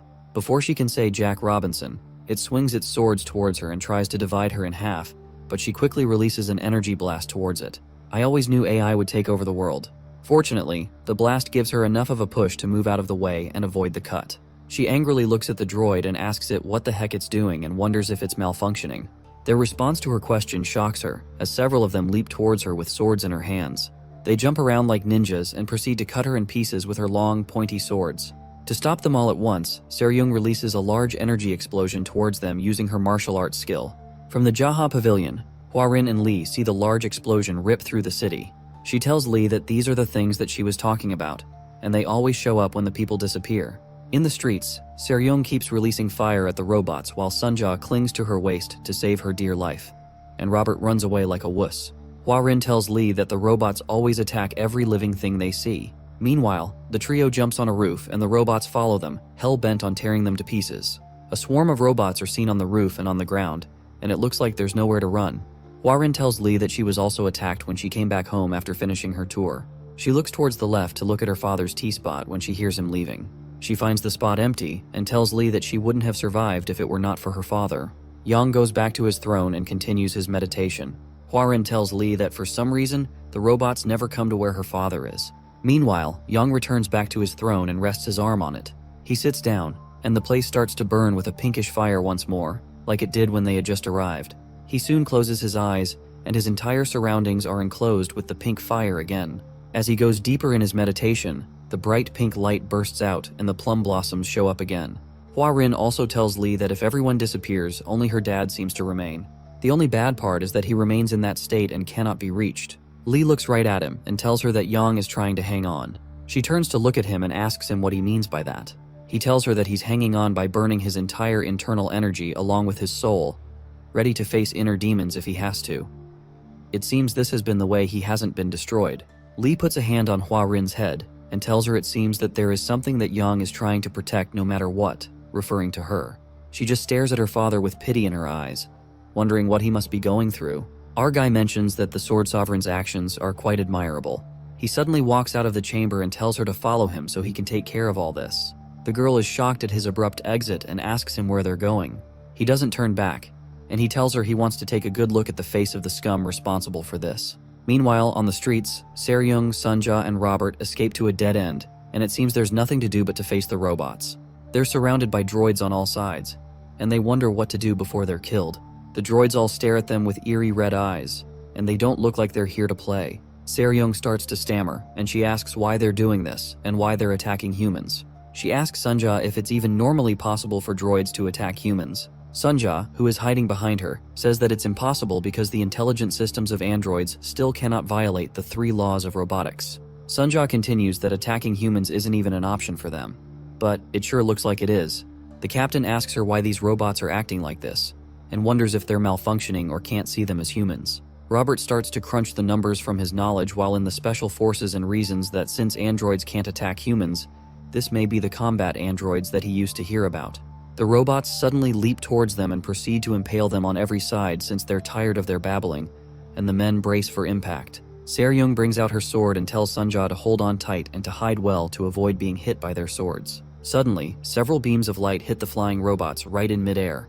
The beats hit them so hard that it splits some of them in pieces and disarms them of their swords. The impact releases a massive explosion in the sky as many of the robots explode. Seryung and Sunja stare in surprise, wondering who had suddenly come to save them. Right behind them, Robert shows up with his combat suit again and comes in guns blazing. He suddenly announces that they're not droids. He tells them that they're something called Iron Gangshi. P.S. Gangshi are reanimated corpses or zombies. The Iron Gangshi don't seem to give up because they've been found out and arranged themselves again to strike. Meanwhile, in a faraway place, someone named Count Richel watches the entire tussle on a screen. Another person introduces to him that the people on the screen are called Blazing Devil Tang Seryung, and next to her is PL003 16KBT intelligent android Suna, while looking at an image of them freaking out. She explains that the third person is the former First Sergeant of the Northern Galaxy Combat Unit, Special Tactical Division, Robert Carlyle. The person making the presentation appears to be another Iron Gangshi, and she explains to her boss that the S-Devils are a group of bounty hunters mostly operating in the outskirts of the galaxy. She mentions that they're not a threat and they can be eliminated within 10 seconds. Her boss asks her if she had just said that Robert was from the Northern Galaxy Combat Unit. While he looks at the image of Robert going in guns blazing and whooping Gangshi behind, he confirms if he's also from the Special Tactical Division. The Gangshi asks him if she should issue the order to eliminate them. He looks at the screen with his half-metallic face and considers the next course of action. Meanwhile, Lee reaches the spot where the guys are fighting the Gangshi. He notices several broken robotic parts on the ground and asks what seems to be going on. The fight seems to have ended, so he asks them how the fight is already over when they were just fighting a moment ago. Several robotic parts are seen littered on the ground and even on the roof. Robert responds to him and gloats that he went all out on the robots this time.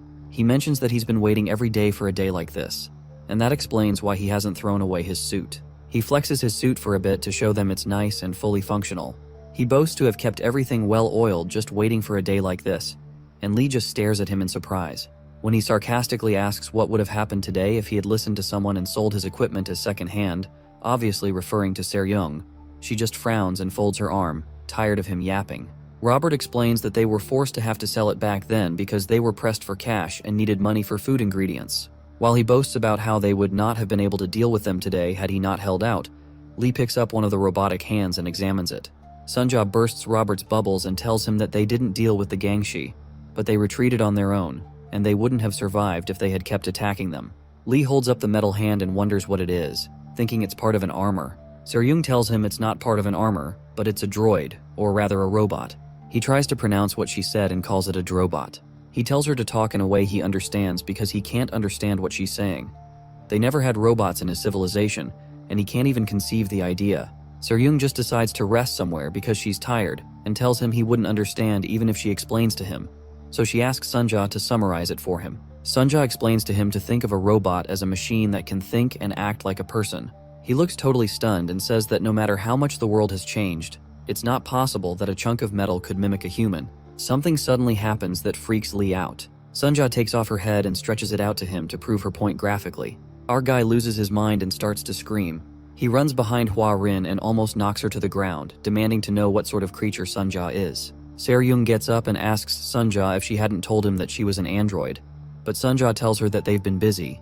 Meanwhile, one of the destroyed Gangxi that still has its intelligence unit seems to be active. It opens its eyes and looks right at the group, who seem oblivious to its activity. He records Lee picking up Hua Rin and hiding behind her. Meanwhile, the Gangxi that was explaining to Count Richel connects to the life feed and tells him our guy isn't registered on the database. In the secret hideout, they watch the footage on the Skuren, and the Gangxi adds that Lee doesn't seem to be mounted with an internal energy drive, and this indicates that he's a pure natural.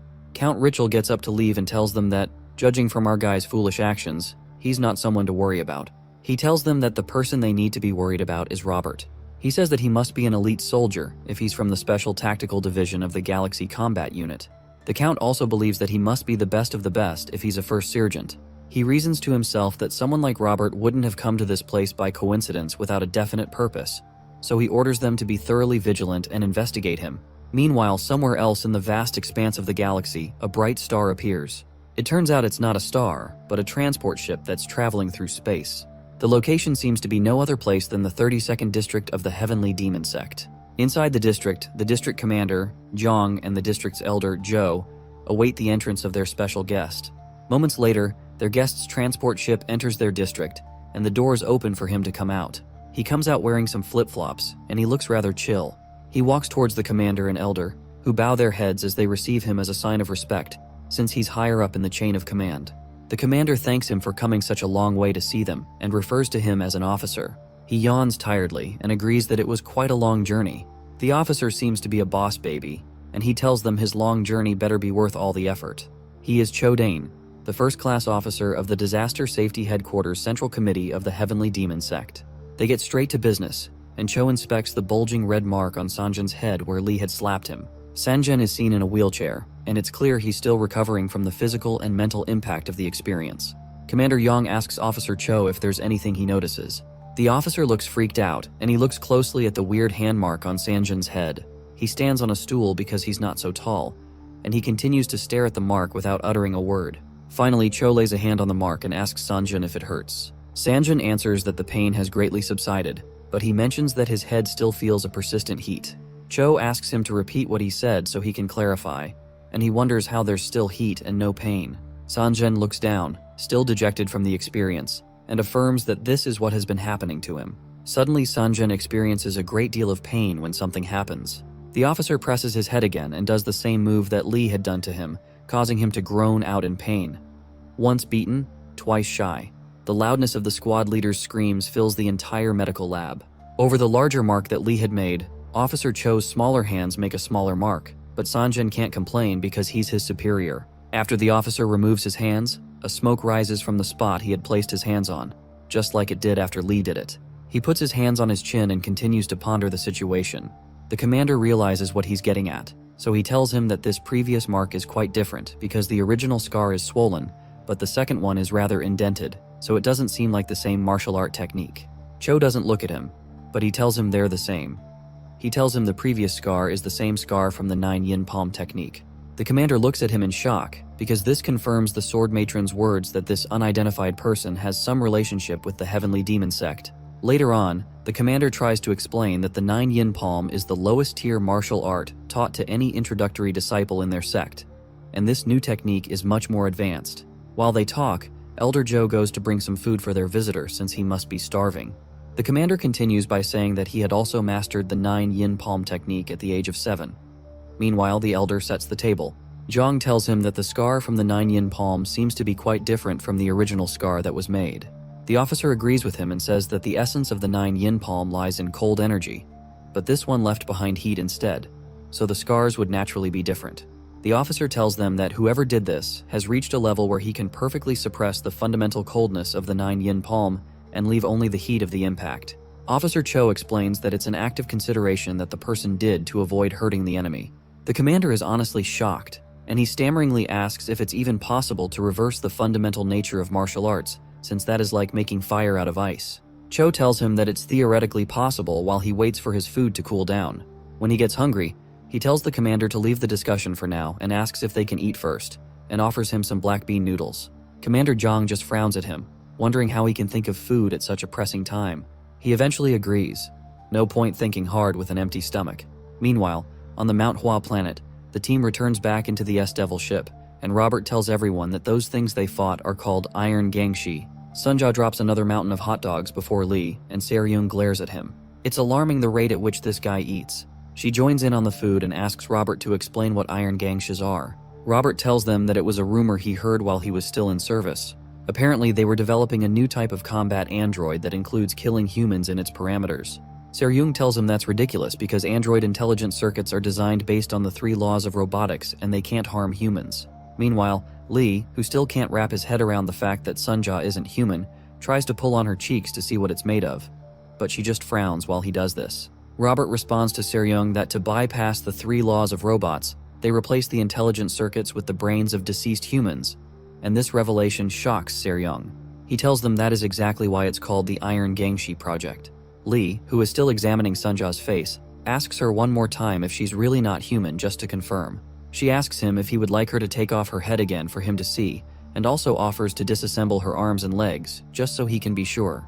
Our guy quickly tells her there will be no need for that and says that this world has become bizarre, still looking totally stunned. He decides to leave her alone and focus on the food. Se-ryung continues her chat with Robert and tells him that what he's saying makes sense based on the fact that they attacked him, but it's too absurd to believe if she hadn't seen it for herself. Meanwhile, Lee freezes when he realizes the plate is empty, and the duo has finished all that hot dog while he was examining Sunja. Se-ryung notices Lee glancing at her, and she looks at him and says that it's really insane that someone would use the brains of dead people. She is met with a cold stare from Lee, who stares in horror upon realizing there's no more food.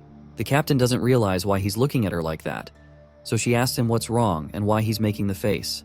When she looks down and notices the tray is empty, she exclaims and figures it out. She quickly orders Sunja to grill more hot dogs to feed him to avoid trouble. Sunja looks at her blankly and tells her that they're out of hot dogs. Se-ryung just dismisses it and says then there's nothing they can do. So she returns to the discussion about getting a clear grasp of what is going on the planet. She turns away from the table and says that it feels to her that they're caught in a rather unlucky situation. Behind her, Lee suddenly exclaims about how they're disrespectful beings and suddenly starts to light up, which makes Se-ryung turn back. He angrily says that even if the era of the martial world's etiquette is gone, it's alarming that she had the guts to steal his food. Se-ryung is alarmed and asks Robert what the heck Lee is saying, but he just tells her he has no clue. Our guy starts to awaken, and he says that she doesn't have the excuse of not knowing his true identity, because he had declared himself to be the supreme heavenly demon, and asks what gave her the guts once more. She puts a hand on her waist and recalls that he did say he was the supreme heavenly demon, and Robert also remembers. Such disrespect.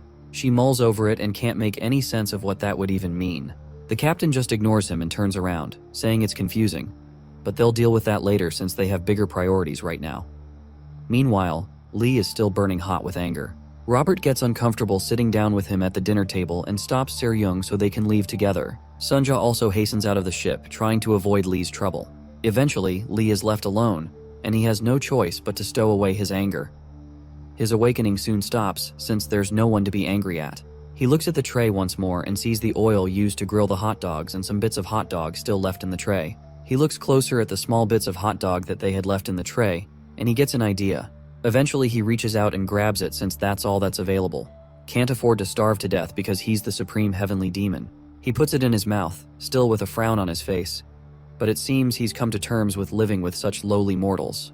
Meanwhile, the parts from the Iron Gangshis are still seen outside. Sunja proceeds to pick one of the robot's heads to inspect it more closely, in hopes that they'd be able to figure something out. Se-ryung just stands there and looks at the whole mess, wondering where to start from.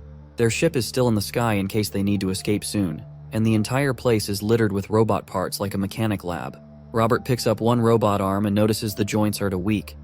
He wonders why they're so poorly made and why the alloy is so weak. Sunja examines the head she's holding and tells him it's poorly made because it's not a finished product, and these are just prototypes.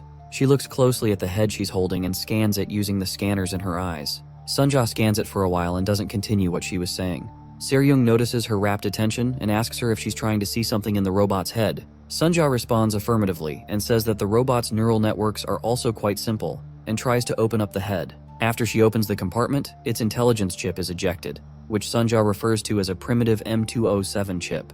She explains that the chip is at a level too embarrassing to be referred to as artificial intelligence. Sunja tells them that the M207 chip is optimized for receiving commands, so it lacks autonomous will, which is technically not artificial intelligence. Seryung follows her train of thoughts and asks if they were remotely controlled. To her surprise, Sunja replies with an affirmation and says that each individual unit was remotely controlled. The android quickly scans the perimeters and says that the total number of droids that attacked them was 9817 based on what she could detect. She reasons that this would mean that at least 9817 humans were controlling those droids. Meanwhile, see a lab filled with liquid-filled tubes. Each tube seems to be connected to a series of wires and contains something that cannot be clearly seen. Count Ritual and his other robots walk towards the lab to look at their experiments. He looks at the array of tubes with an evil and resolute look in his eyes, like every other evil character in the world. Taking a closer look, each tube is seen to contain naked people whose brains are connected to a series of wires, and it's clear this is where the robots are being controlled. One of the unconscious men, who is obviously one of the townspeople, is seen floating in the liquid, and he looks quite haggard. On the streets, Seryung asks Sunja what the total population of Mount Hua district is, trying to figure out something. Sunja tells her that the exact number of people that live here is 98/8. Meanwhile, back in the Jaha Pavilion, Swirled Sovereign Yang is still seen burning all his internal energy with his soul. The folks realize that only one person is missing, which must be the Sword Sovereign. The Sword Sovereign remains unconscious, and the pink fire envelopes him as well as several plus blossom petals. Near the throne, Hua Rin sits down and stares at her father, with pain in her eyes. In another part of the world, Commander Zhang is shocked to hear what Cho has told him, and he politely asks him to repeat himself. While he wipes his mouth, Officer Cho repeats that he commands a state of immobility and lockdown for the entire District 32. He explains that no one must move, and no one must be allowed in. He also tells him to recall all dispatched personnel immediately. The commander is still shocked and asks why he has made this sudden decision. The officer just tells him these are precarious times, and they require such measures. He continues by saying that 2,000 years of peace have been too long, and the prestige of the martial alliance formed by the Union of Major Sects has long faded. He asks the commander if he knows what happens when the fangs of the tiger that rules a mountain fall out, trying to describe their situation in a figure of speech. Commander Yang answers and tells him that the wolves will take over. Cho tells him that's wrong, but rather the wolves will try to become tigers themselves. Cho reminds him that wolves formed packs because of tigers. He adds that when the tiger is gone, they look around with eyes that saw the tiger, and fellow wolves start to seem weak instead, and this makes them want to attack them because they're much weaker than the tiger. He continues by saying that the first to become the target in such times is the strongest wolf because it's a tussle for power. Officer Cho quickly returns to his flight pod and walks with the commander, while other members of the sect bow to him. He continues his story by saying that the wolves will use the hunting habits they developed while in packs to band together and kill the strongest wolf amongst them. He makes his speech clear and says that their sect is the strongest wolf in the current martial world, and they have to act with extreme caution. The commander asks him if he's saying that the unidentified individual using their sect's martial art is related to what he just said. Cho confesses that he doesn't know, and that's the major issue. While he steps into his pod, he tells the commander that he received an emergency communication just before arriving in their district that an unknown individual headed toward Mount Hua. Commander Yang is shocked to hear him mention Mount Hua and asks to clarify if he's hearing correctly. The officer affirms it and tells him that an unknown element has been placed on a powder keg and is ready to explode. So they're just a single spark from an explosion in the martial world. Officer Cho explains that because of this, it's most important that they understand the current situation before taking any action at all. He gets into his pod and travels out of the sect, hoping to make sense of what is going on soon enough. The commander just watches him leave and doesn't know what to make of the whole thing. He frowns at the whole matter, and it seems like they're going to have to sit on their hands for now. Over at Mount Hua, Seryung and the gang go to the Jaha Pavilion to meet Hua Rin. Seryung asks Hua Rin to confirm what she had said about the people who had disappeared, always showing up at night. Hua Rin says that they do, except for her dad, who always stays behind regardless of their disappearance. She explains that he always stays behind in the fiery form and remains on this throne. Seryung looks at him blankly and doesn't know what to make of the entire situation. Sword Sovereign. Yang just sits on this throne in the midst of the fire and doesn't still notice their presence at all. Seryung asks Sunja how much time they have until sunset to know when the people will be appearing again. Sunja tells her that the Mount Hua planet switches between day and night every 6 hours. Based on her estimations, Sunja tells her they have 1 second till sunset. Suddenly, something happens in the next second that shocks the captain. Right in front of her, like clockwork, the Sword Sovereign gets up and hugs Hua Rin, holding her head like he did the last time. Hua Rin explains to them that he does these things, like stroking her head without any consciousness. She narrates that he even goes on to sip tea while surveying the premises and later goes to read in the garden. She tells them that these were the exact things he did before she left for her last performance tour on her birthday, the year before, which means he's been on this cycle for a very long time now. She says that for some reason, he repeats this every day when the sun rises. Hua Rin, who still looks sad, tells them the others also do the same thing every single day. Over the comms, Robert tells the captain that something is wrong because none of the people seem to be showing up. He's seen sitting on a roof, and he informs her that the streets are still empty. Se-ryung gets worried and wonders why they're late today, so she asks Sunja if she detects anything. Sunja tells her she detects something else entirely. She looks at the captain and tells her that instead of the people appearing, she seems to be gradually fading. Se-ryung starts to fade from their view, and she's shocked when she hears those words. She looks at her hands and notices she's becoming translucent and wonders what's going on. Her hands completely disappear, and she starts to exclaim. Sunja tells them that the captain's vital signs seem to be disappearing. Suddenly, she fades right of their sight, and all that's left is a faint light. Meanwhile, Hua Rin remains in her father's embrace. Outside the atmosphere of the Mount Hua planet, a Greenwood ship is seen floating through space. Inside, Kim, the Galaxy Division leader, is seen looking over Mount Hua and its twin moons. Captain Chaiju enters inside and tries to call his attention to something. He explains that a teleportation was detected from the center of the Mount Hua planet a short while ago. The captain tells him that their analysis confirms that the moving identity is the blazing devil Se-ryung. Kim asks him what the destination of the teleportation is. The captain tells him that she was teleported to the second moon of the Mount Hua planet named Genta. Meanwhile, we go to the scenery on Genta, Mount Hua's second moon. Somewhere on the surface of the moon, there's a deep hole bored. Inside the deep dark hole, a scream of shock is heard. Inside the hole, the light that remained after Se-ryung disappeared suddenly appears. She continues to scream and shout that her body is disappearing, but she's nowhere to be seen. Her body starts to slowly materialize in the hole, and she keeps shouting and asking why her body is disappearing. Her body starts to form without her legs, and Se-ryung is freaked out and wonders if she has died and become a ghost. She starts to speak to an unknown being that she believes to be God, and begs him to bring her back to life because she still has so much to do. As she raises her hands in prayer, she notices that her hands have fully materialized, so she stops shouting and wonders what's going on. She's surprised that she has become visible and keeps asking what the heck is going on. Her gaze is suddenly drawn to the people in front of her, and she realizes she may not be in the afterlife. In front of her, Count Richel sits down on his sofa, with his android assistant by his side.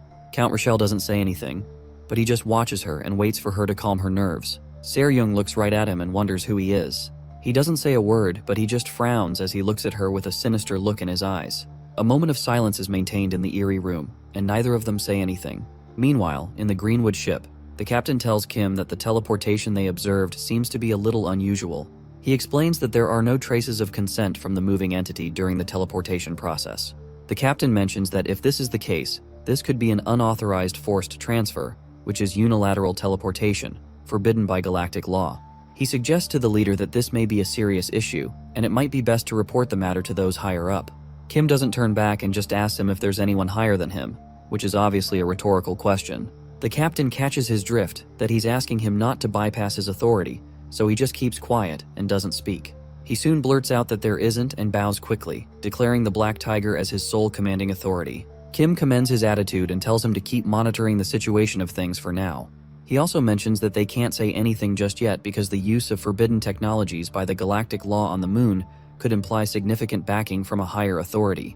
He tells the captain not to intervene recklessly and ensure he investigates thoroughly before they can take any action, because they need to assess whether knowing about all this brings them more harm or benefit. The captain just responds with a loud affirmation to his boss's commands. Kim keeps staring at the twin moons and privately wonders what can be made of the whole thing. Soon after, some intelligence reaches the West Heaven Sword Matron, and she asks again to clarify that she heard it correctly. It appears that Elena had just told her about the man she met in Mount Hua, and she asks her to repeat herself. Elena, who is on her knees, explains that the man she met claimed to be her father. She clarifies what she said and says that the man told her he was the one who fathered her. She continues her story and talks about how she lost against him in a duel. Hearing that surprises the Sword Matron because of how hard it is for any martial artist to beat Elena. She thinks about Mount Hua and considers that the person who defeated her daughter and who claimed to be her father is now at Mount Hua. Meanwhile, on Mount Hua, Robert slams his hand on the table to make a point. He screams out that they have to save the captain, and he's overreacting a bit like he always does. He angrily curses that some bastard had the guts to kidnap their captain, and Lee just listens to him quietly. When he starts to curse some more, Lee doesn't understand any of the words he's saying, so he asks Sunja what Robert is talking about. Sunja tells him she wouldn't like to translate any of it because it's majorly cursing, so she focuses on her work. Hwarin says that the place where Seryung was kidnapped might have something to do with the incident on this planet. She guesses that it might be that the other people were taken away in the same way. She tells them it's possible, but they just don't have any proof. Sunja interrupts and tells her they actually have evidence. She explains that the phenomenon when the people from the Mount Hua planet disappeared is the same. It's called a forced teleportation, which takes a person without his/her consent. She adds that such unilateral teleportation is forbidden by the galactic law. Robert shouts again that this means that everyone is trapped somewhere. He tells them they can't sit idly and they need to go rescue them, and he grabs Lee by his shirt this time. Lee turns to Sunja and asks her what's wrong with Robert, but she just walks away and ignores them. She tells Lee that it seems that Robert has post-traumatic stress disorder from his time in the military, so this means that he struggles to control his anger when he gets stressed. Meanwhile, Robert continues to use the F word and cuss in Lee's face, still grabbing him by his shirt. Lee looks at him and tells him to let go of his shirt. Sunja tells him it's no use because once he starts, he doesn't listen to anyone. Our guy starts to awaken, and he speaks to him in his martial form, which catches Sunja's attention because that might just work. Robert promptly apologizes and lets go off Lee. Sunja just stares at them blankly and reasons that Robert could compete in an anger management contest. They return to the matter at hand, and Sunja tells them that there are limits to how far the captain could have been moved if she was subjected to unilateral teleportation. She says it's technically impossible for them to teleport her long range, so they can rule out the idea that they've taken her to another planet. This leaves them with three options. The captain is either still on the Mount Hua planet or on either of the two moons. Lee joins her by the window and looks at the moons. He asks her if she can pinpoint which of them the captain is on. The android tells him that she has scanned the Mount Hua planet, and it has no life signs except for the Sword Sovereign, so it can be ruled out of the options. Apparently, they're only left with the two moons named Genta and Sycharis. She continues that there are life signs on both the moons. It's hard to pin down where the signs are coming from since both moons are so close to each other. Lee glances at her and asks if they have to take a random guess to proceed. Sunja agrees and thinks for a while. She remembers that the captain is obsessed with gold. Since the captain is obsessed with gold, she decides to choose the golden one, Sycharis. Meanwhile, she's as wrong can get. We head to the second moon of the Mount Hua planet, Genta. On Genta, Count Richel still stares at Seryung, who had just been teleported into the facility and still doesn't say a word. Seryung asks him who he is, but he remains silent and doesn't answer her. Richel's personal android scans Seryung and detects that she has an externally mounted 1.4 giga internal energy drive. It also detects that she has a 3.3 giga ultra-high density, high-capacity internal energy drive embedded in her body. The android continues by telling the Count that the only external weapon that Seryung has is the electronic soft sword attached to her waist. Count Richel finally speaks and talks about her 3.3 giga internal energy drive while he enjoys some sparkling water. He remarks that a backwater bounty hunter is carrying around something she can't even use. Seryung asks him who he is again and asks him if he's deaf. In another part of the universe, a bright ray of light shines on a seedling. The seedling seems to be planted in something that looks like sand, and it survives due to the direct sunlight it's getting. A very old man crouches next to it and watches it bud, enjoying the beauties of life. Nearby, Officer Cho approaches the old man and refers to him as Master. Cho comes in with a solemn look on his face and declares that there's an issue he would like to discuss. The old man immediately tells him that he knows about the issue related to the events at Mount Hua and mentions that he knows he's been tasked with resolving it. Master tells him not to act impulsively, but to rather wait until the bud fully blooms. He says that only then will he be able to tell what type of tree it is, whether it's a poplar or a willow tree. He says that they must wait until the entities backing Count Richel are completely exposed, and that's when they can strike decisively. The Master reminds him that he raised him to understand that much, so he asks him if he's not mature enough or if there is another problem. Cho doesn't say anything and just remains silent. The Master senses that there's another issue on his mind and asks him what it is and what could have brought out his childishness. Cho explains that a mysterious person appeared during his investigation into the matter. He says that the person performed their martial arts and reached the level of reversing the energy flow. He also says that this person knows their sect's secret technique called the Demon Heart Sura Sword Technique. As he speaks, the Master suddenly looks horrified, so Cho hesitates to say the last part. He finally speaks up and says this individual has reached the pinnacle of mastery. Officer Cho explains that the problem is that this person is not affiliated with their sect. The Master, who now looks grim, blankly tells him to kill this person. Suddenly, the seedling behind them withers and dies, and it seems to have been from the master's influence. Cho asks him to repeat himself because it seems he didn't hear him. The master suddenly becomes red and exclaims that it's an anomaly and a monster, so he tells him to find him and kill him without fail. It seems to be that the masters of the heavenly demon sect are trying to cover up something. It doesn't make sense to Cho, but he just looks surprised and doesn't say a word. Later, Cho returns to his traveling pod and proceeds to continue his assignment. The pod flies through space while he sits on it. Soon, he's received into the pod, and his journey begins. Meanwhile, on the Genta moon, Seryung asks Count Richel who he is again and asks if he can't hear her. Richel doesn't give her a response and simply orders his android to check her and continues his drinking. The android disappears from behind him, but that's because she moves lightning fast. Suddenly, she appears behind Seryung, who is still looking the other way, unaware of what is behind her. She detects the android and turns back, preparing an energy blast in her hands, and she asks it what it thinks it's doing. As she released the blast of energy, the android seems to have disappeared out of sight again. This time it appears behind her and grabs the back of her neck. This android has got skills. Seryung is alerted to the hand that's covering her face. She wonders how the heck the android is moving so fast since she's never seen anything like it. Richel simply tells her to accept it and says resistance is futile. He tells her that from now on, he will ask her a few questions.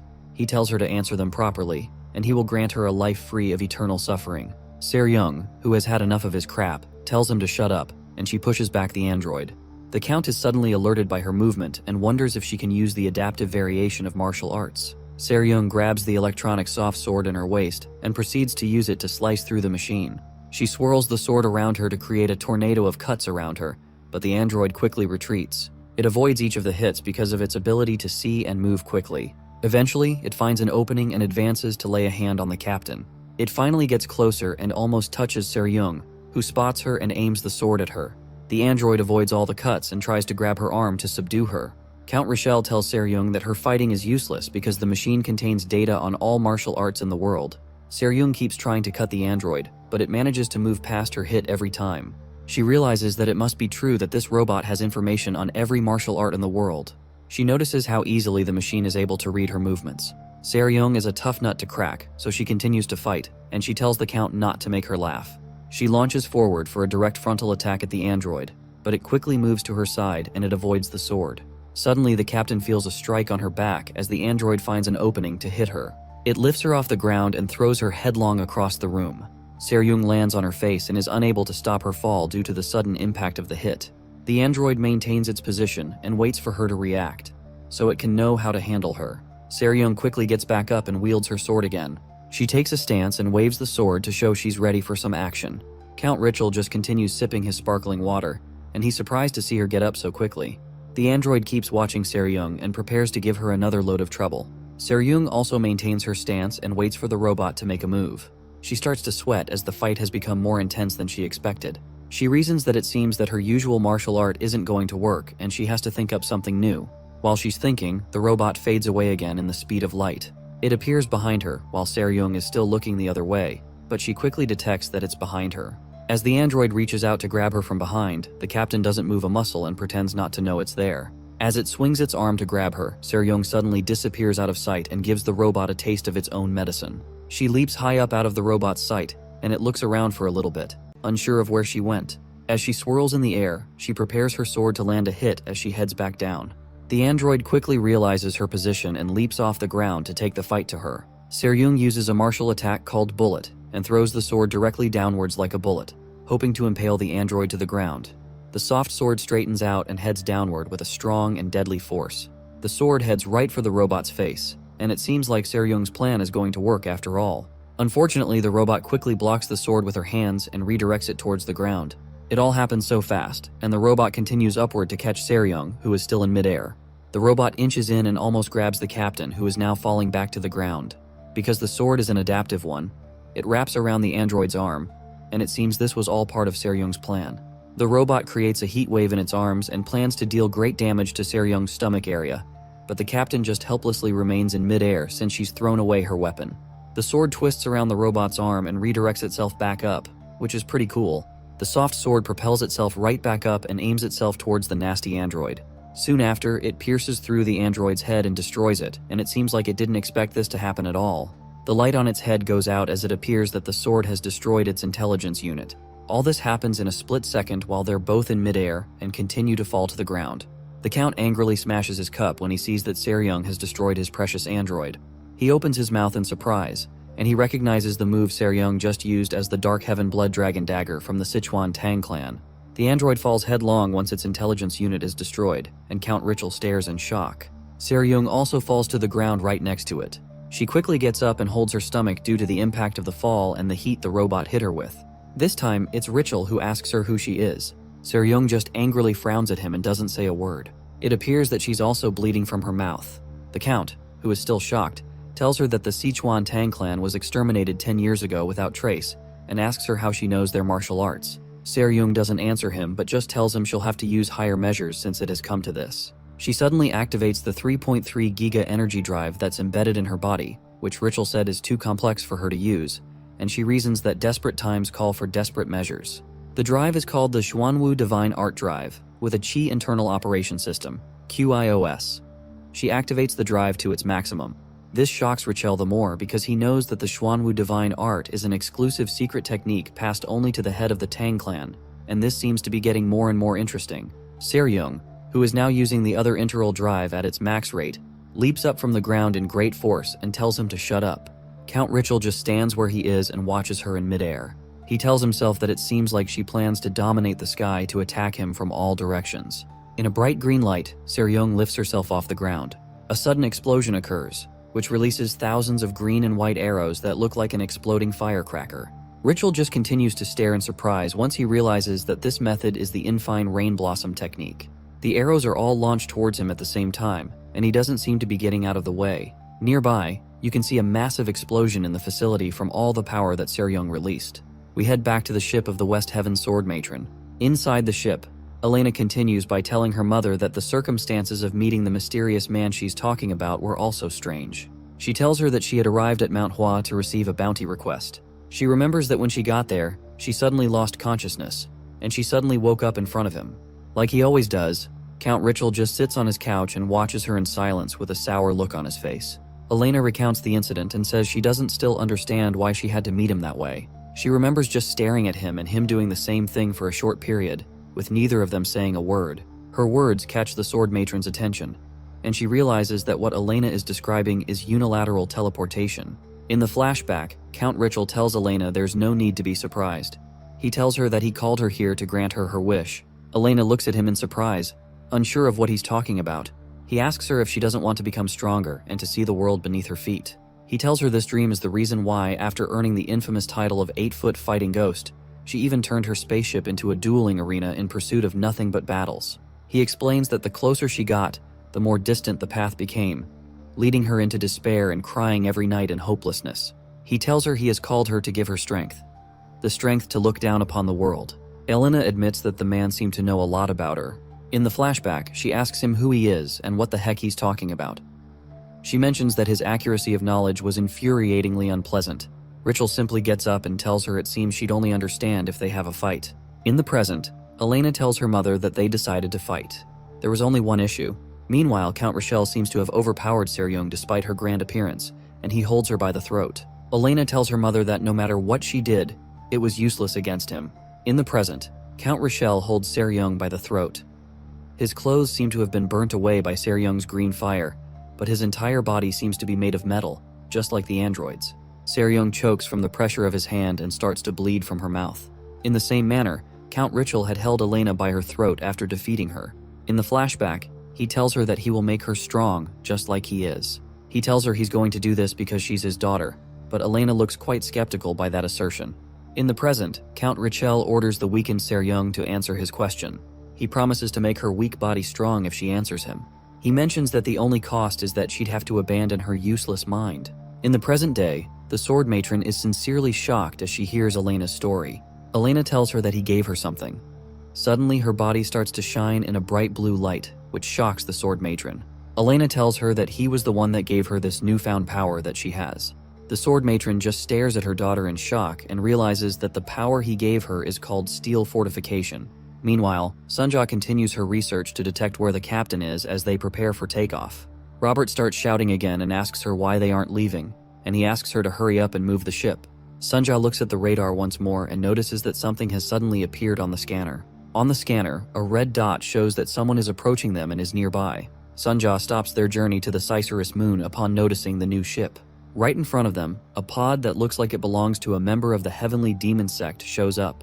Both aircraft stop in midair, and neither of them steps out or tries to make contact. In the S-Devil ship, Robert asks Sunja what the heck is in front of them, and asks her to tell them to move so he doesn't crush them. Sunja tells him she can't do that, and he asks her why. She says the ship is a Celestial-class battleship even though it looks small, and their ship can't even match it. She adds that the worst part is that it belongs to the Heavenly Demon Sect. Robert is shocked to hear that, as he wonders what the Heavenly Demon Sect wants with them. Moments later, Officer Cho teleports into their aircraft, shocking Robert and Sunja. He looks towards where Lee is sitting and completely ignores the other bounty hunters. Lee doesn't even notice him because he's busy trying to use a knife and a fork on a single piece of hot dog. Poor guy. He should have just used his hands. Cho stares right at him, although you can barely call it a stare since he has such small eyes. He immediately recognizes Lee as the person he saw on the screen at the district. Robert approaches the officer and politely asks him what brings someone from the Heavenly Demon Sect to their ship. Cho doesn't turn back to answer him, but continues towards the place Lee is sitting. He tells our guy that he's the first-class officer of the Disaster Safety Headquarters Central Committee of the Heavenly Demon Sect, and proceeds to have his seat. He tells Lee to feel free to speak comfortably with him, but Lee just continues eating and doesn't say a word. Robert is surprised by the whole thing, and wonders how a little kid can be a first-class officer, which is an extremely high-ranking office in the Heavenly Demon Sect. Officer Cho cheerfully tells Lee that he has a pressing request, and he's come to see him to talk about it. The officer asks Robert to stay out of this matter and continues his talk with Lee. Cho tells him that the mastermind behind this incident is someone named Rightful Archimond. He explains that he was once a top scientist and directed the development of military weapons for a defense contractor under the human government. It was a project called the Steel City.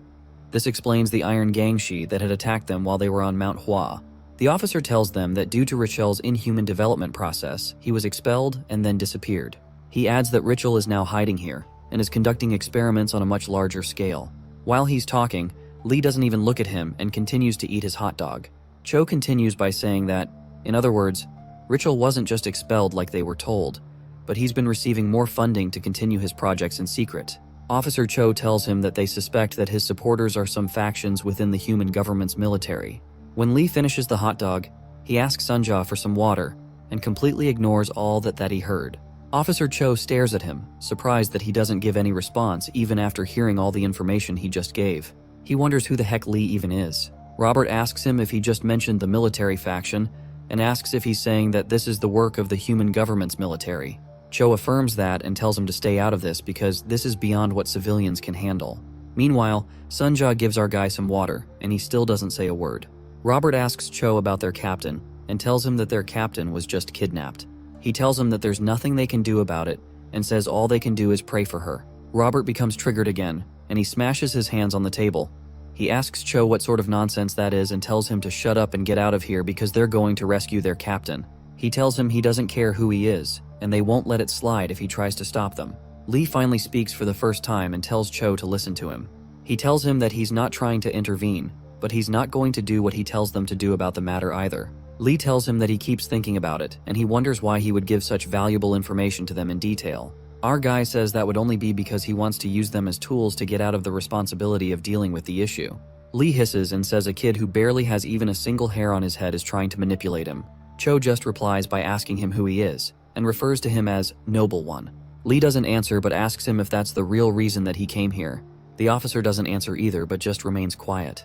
Lee suddenly leaves the table and tells him that if that's not the reason he came, then they both have nothing to do with each other, and they never will. Cho finally addresses the elephant in the room and asks him if he has any connection with the Heavenly Demon Sect. Lee blankly replies that he has no connection with them.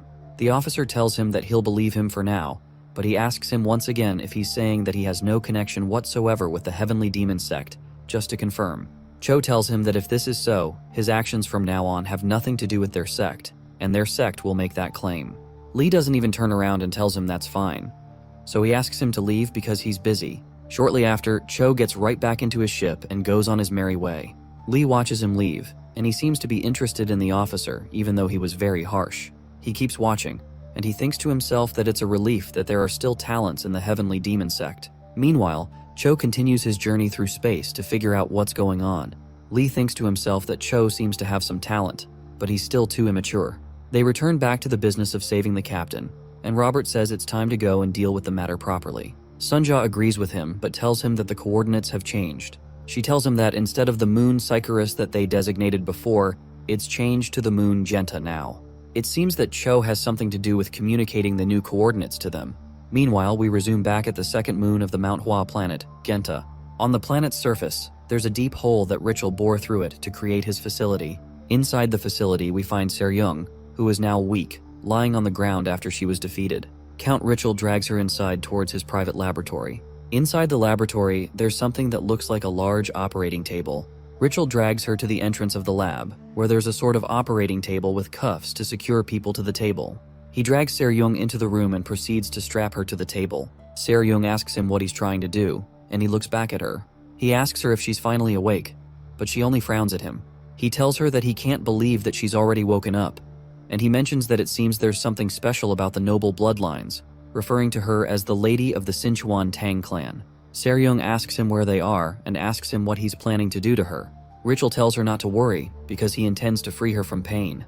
He adds that he will erase her memories and even the darkest parts of her past. It seems that he plans to add her to his collection of people that he stored in the tubes. He tells her that he'll turn her into an iron gangshi, which gives her a simple and useful life where she'll know nothing but obedience. Upon hearing this, Seryung groans as she closes her palm in an attempt to generate an energy blast, but nothing happens. Richel tells her that it's no use because he's blocked all the meridians in her body and has paralyzed her nervous system.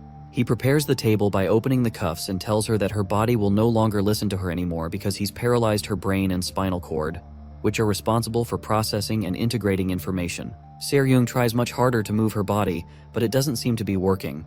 He tells her it's no use, so there's no need to stress herself. Suddenly, something shocking happens. Seryung suddenly gets up, even though he had blocked her central nervous system. She tells him not to dream foolish dreams and adds that he can kill people of the Sichuan Tang clan, but you can't dominate them. She activates a strange martial art technique that causes her eyes to become red and leaks out blood from her eyes and mouth.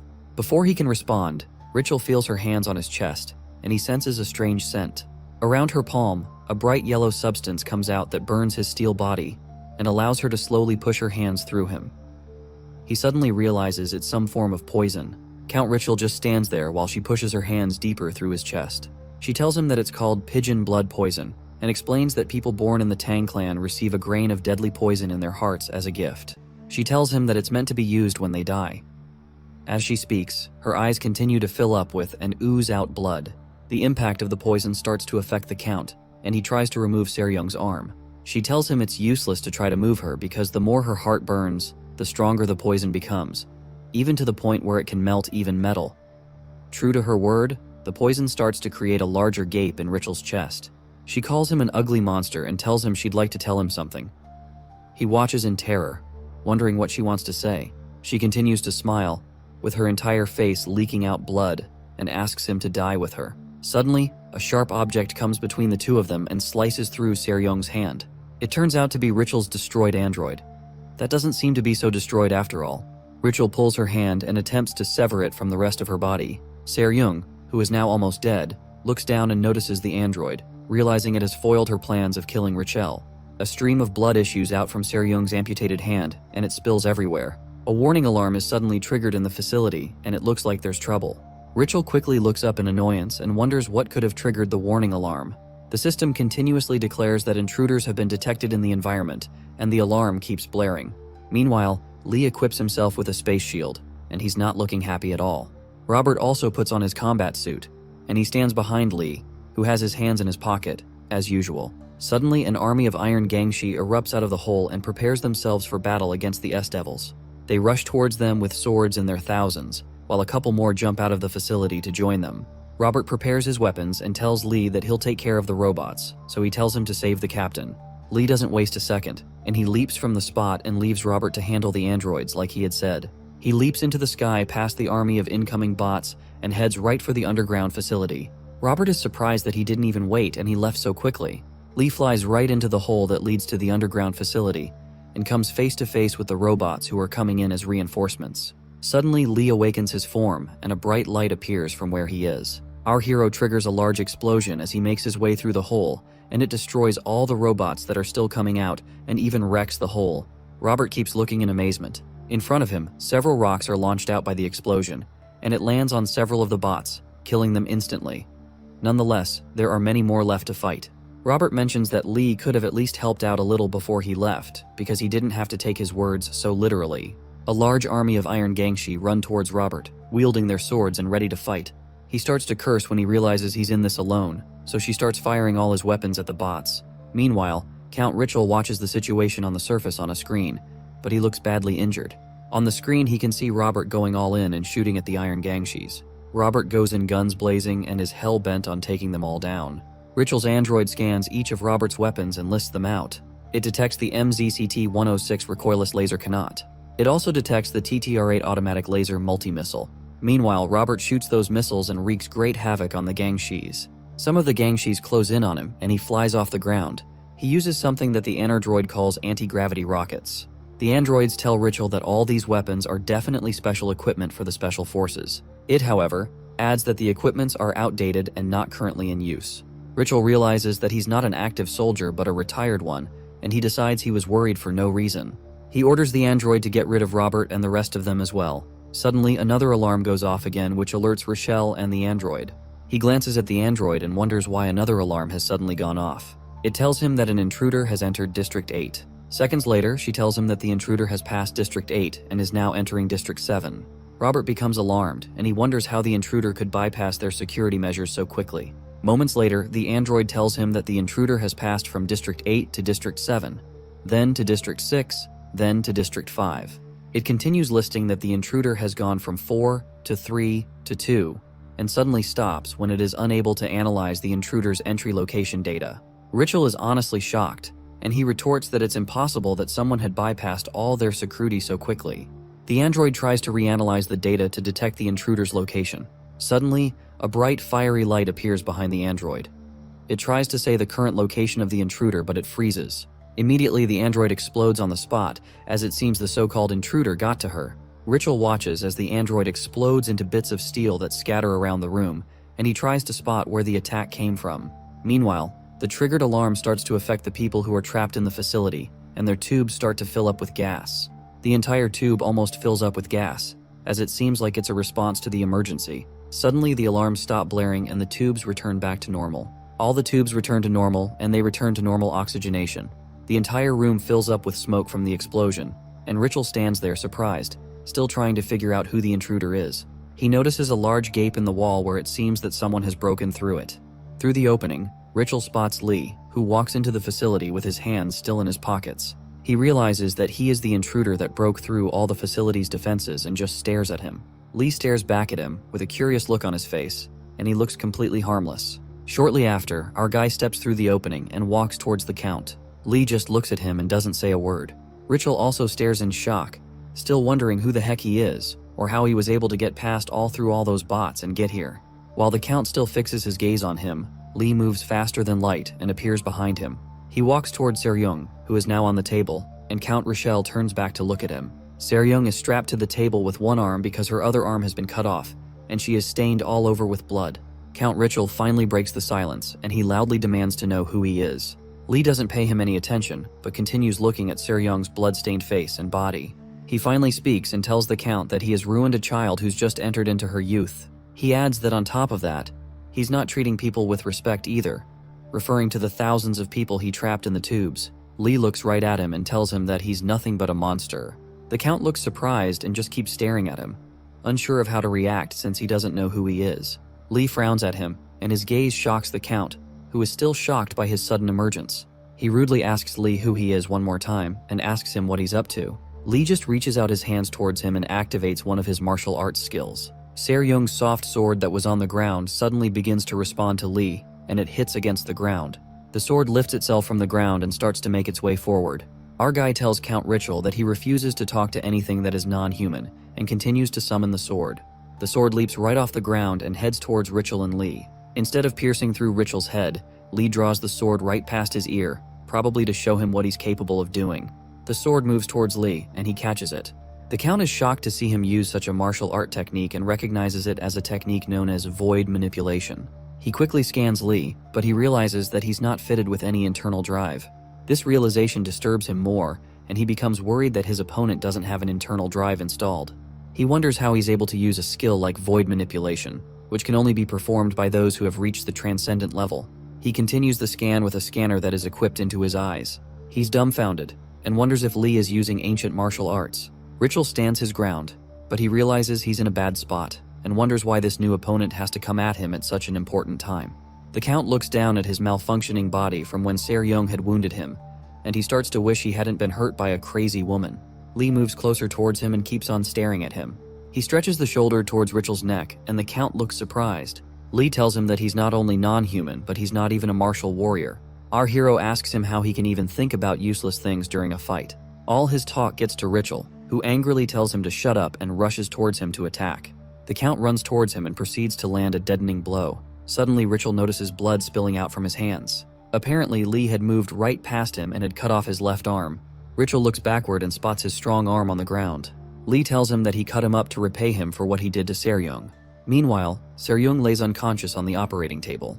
Lee continues by telling Richel that the only thing left is for him to pay the price of pissing him off. He starts to awaken his form, and he tells the Count to brace himself because the price of pissing him off can be quite expensive. Our guy starts to release a great deal of energy into the lab, and it looks like the Count is in big trouble. Count Richel thinks to himself that he must be quite unlucky.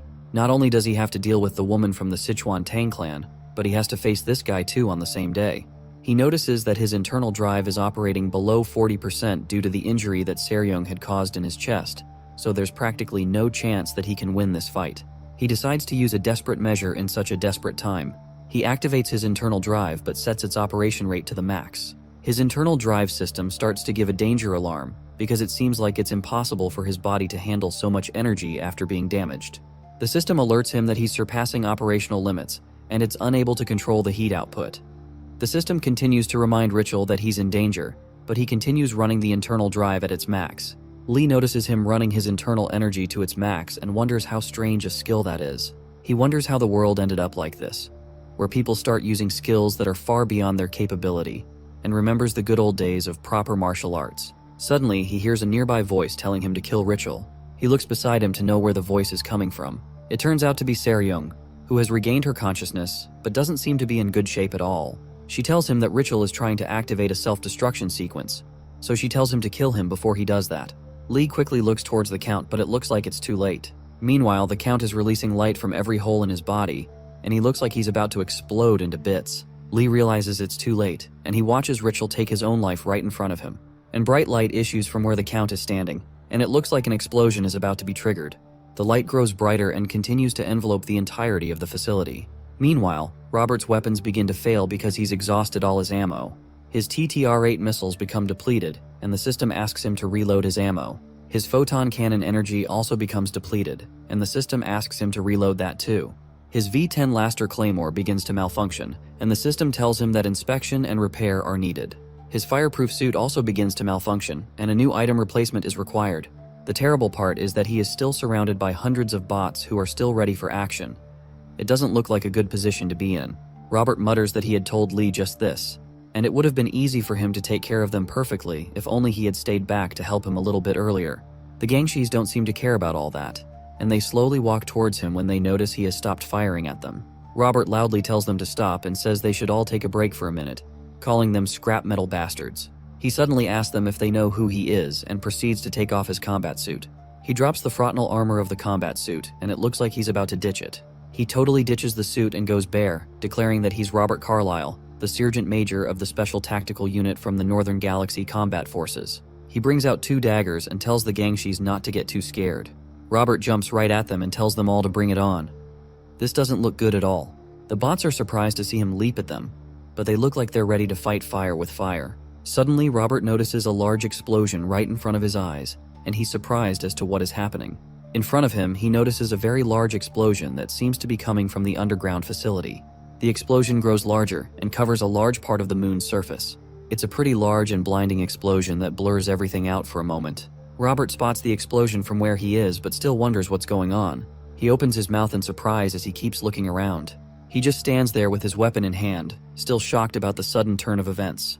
The explosion looks like a large mushroom, and it looks like a nuke had hit the site. The explosion is so great that it can be seen from miles away, with several materials being thrown into space. In space, the explosion is also noticed from the Greenwood ship. Kim, who had been secretly monitoring the activities of the S-Devil bounty hunters, is also shocked to witness such a sudden explosion. Captain Cheju comes to tell him that they have detected an electromagnetic field explosion of gigaton scale from Mount Hua's planet Moon. Kim tells him that this is getting more serious than they had expected. He mentions that an electromagnetic field explosion of this magnitude can only be caused by military personnel, and this hints to the fact that the human government may have a hand in the matter. He orders the captain to delete all the records they have of this incident, including the video footage. He tells the captain that they saw nothing here. The captain is shocked by his leader's commands, since he had earlier suggested that the current situation be reported to higher authority. Meanwhile, Officer Cho's celestial battleship also happens to be nearby. From his ship, he also detects the mega explosion that's occurring on Mount Hua's moon. He watches it from a screen on his ship and wonders what could have happened.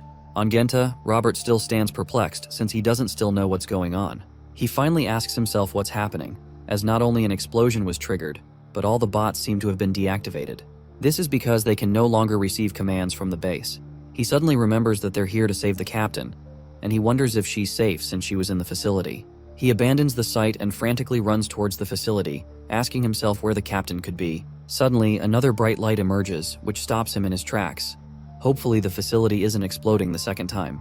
He sees a bright light in the sky and looks closer to see what it is. The light grows brighter, and it seems to be advancing towards him.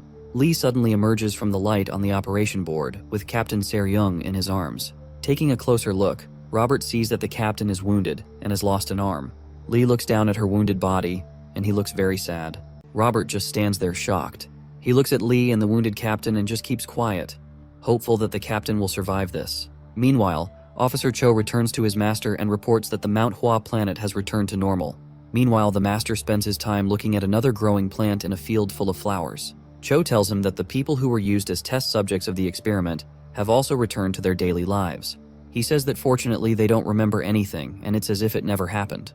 The master tells him that the whole thing really feels like a strange ghost story, and he asks him how Richel could manage to pull this off. Officer Cho tells him that the only possible explanation is that they've managed to commercialize entropy inversion. The master doesn't know what entropy inversion is and tells him to speak in a way that he can understand, since not everyone is a genius like him. Cho explains that entropy inversion is a technology that reconfigures time itself, for example, like resetting time. Due to the risk of creating multiple universes, experiments concerning it have been banned. He continues by saying that, however, Richel did not only complete the technology, he was able to invert all the subjects used in the experiment at once. Moreover, he has also managed to create forbidden technologies that are unknown, such as unilateral teleportation, among others. He says that Richel is a genius greater than his reputation. The master tells him that with such great abilities, it's clear that the military factions of the human government must be willing to support him. He calls them greedy humans and says they probably don't know that playing with fire can burn them, and even the world. The master asks him if Richel is dead. Cho tells him that he's not entirely sure. The master concludes that this means that Richel is still alive if he's not sure. Cho affirms his suspicions. He receives orders to ensure he gets rid of Richel properly. The master also reminds him to get rid of that person who's using their sect's martial arts, referring to Lee. Officer Cho doesn't object, but only tells him that he understands. He doesn't look comfortable with the idea since it doesn't seem to make sense, but he just remains silent. Later, the officer returns to his ship and sits on it as usual. He remains on it for a while, and he seems to be in deep thought. Meanwhile, things on the Mount Hua planet seem to have returned to normal. Sovereign Yang treats Lee to a cup of tea and tells him that his daughter has told him all that happened. He tells Lee that he doesn't know how to thank him for saving his daughter and those who acted as rebels. Lee just tells him they didn't act rebelliously, but they were controlled as puppets by someone else. Lee tells him that there are more evildoers behind this incident, according to what a little kid told him, referring to Officer Cho. Sovereign Yang agrees and tells him that this is certain even though Mount Hua has been weakened. He says that even though they have been weakened, it's impossible for just any random person to act against the martial laws of the planet, except they also have strong support from great people. Lee continues drinking his tea and tells the Sovereign that it seems that he will close his eyes to this, as if it never happened. Sovereign Yang's eyes suddenly widen as Lee's comment catches him off guard. He wonders how our hero can see right through him. Lee doesn't even look up and continues drinking his tea. The Sovereign also notices that he's so calm when they're talking about this incident, even though he's so young. He wonders who Lee actually is. He finally responds by saying that the most important thing for him is to ensure the survival of nearly 10,000 Mount Hua clan members. and he doesn't care if he has to throw away his pride to achieve that. It would seem that fighting back suddenly is not wise for his people's welfare. Sovereign Yang also mentions that Li doesn't seem nervous when he's talking to him. He mentions that after he reached the highest position, everyone always spoke to him with respect. But right now, Li's impolite attitude feels normal to him, which is really confusing. Li just tells him not to think too much about it, because it was his personal decision to live looking down on the world and everyone in it.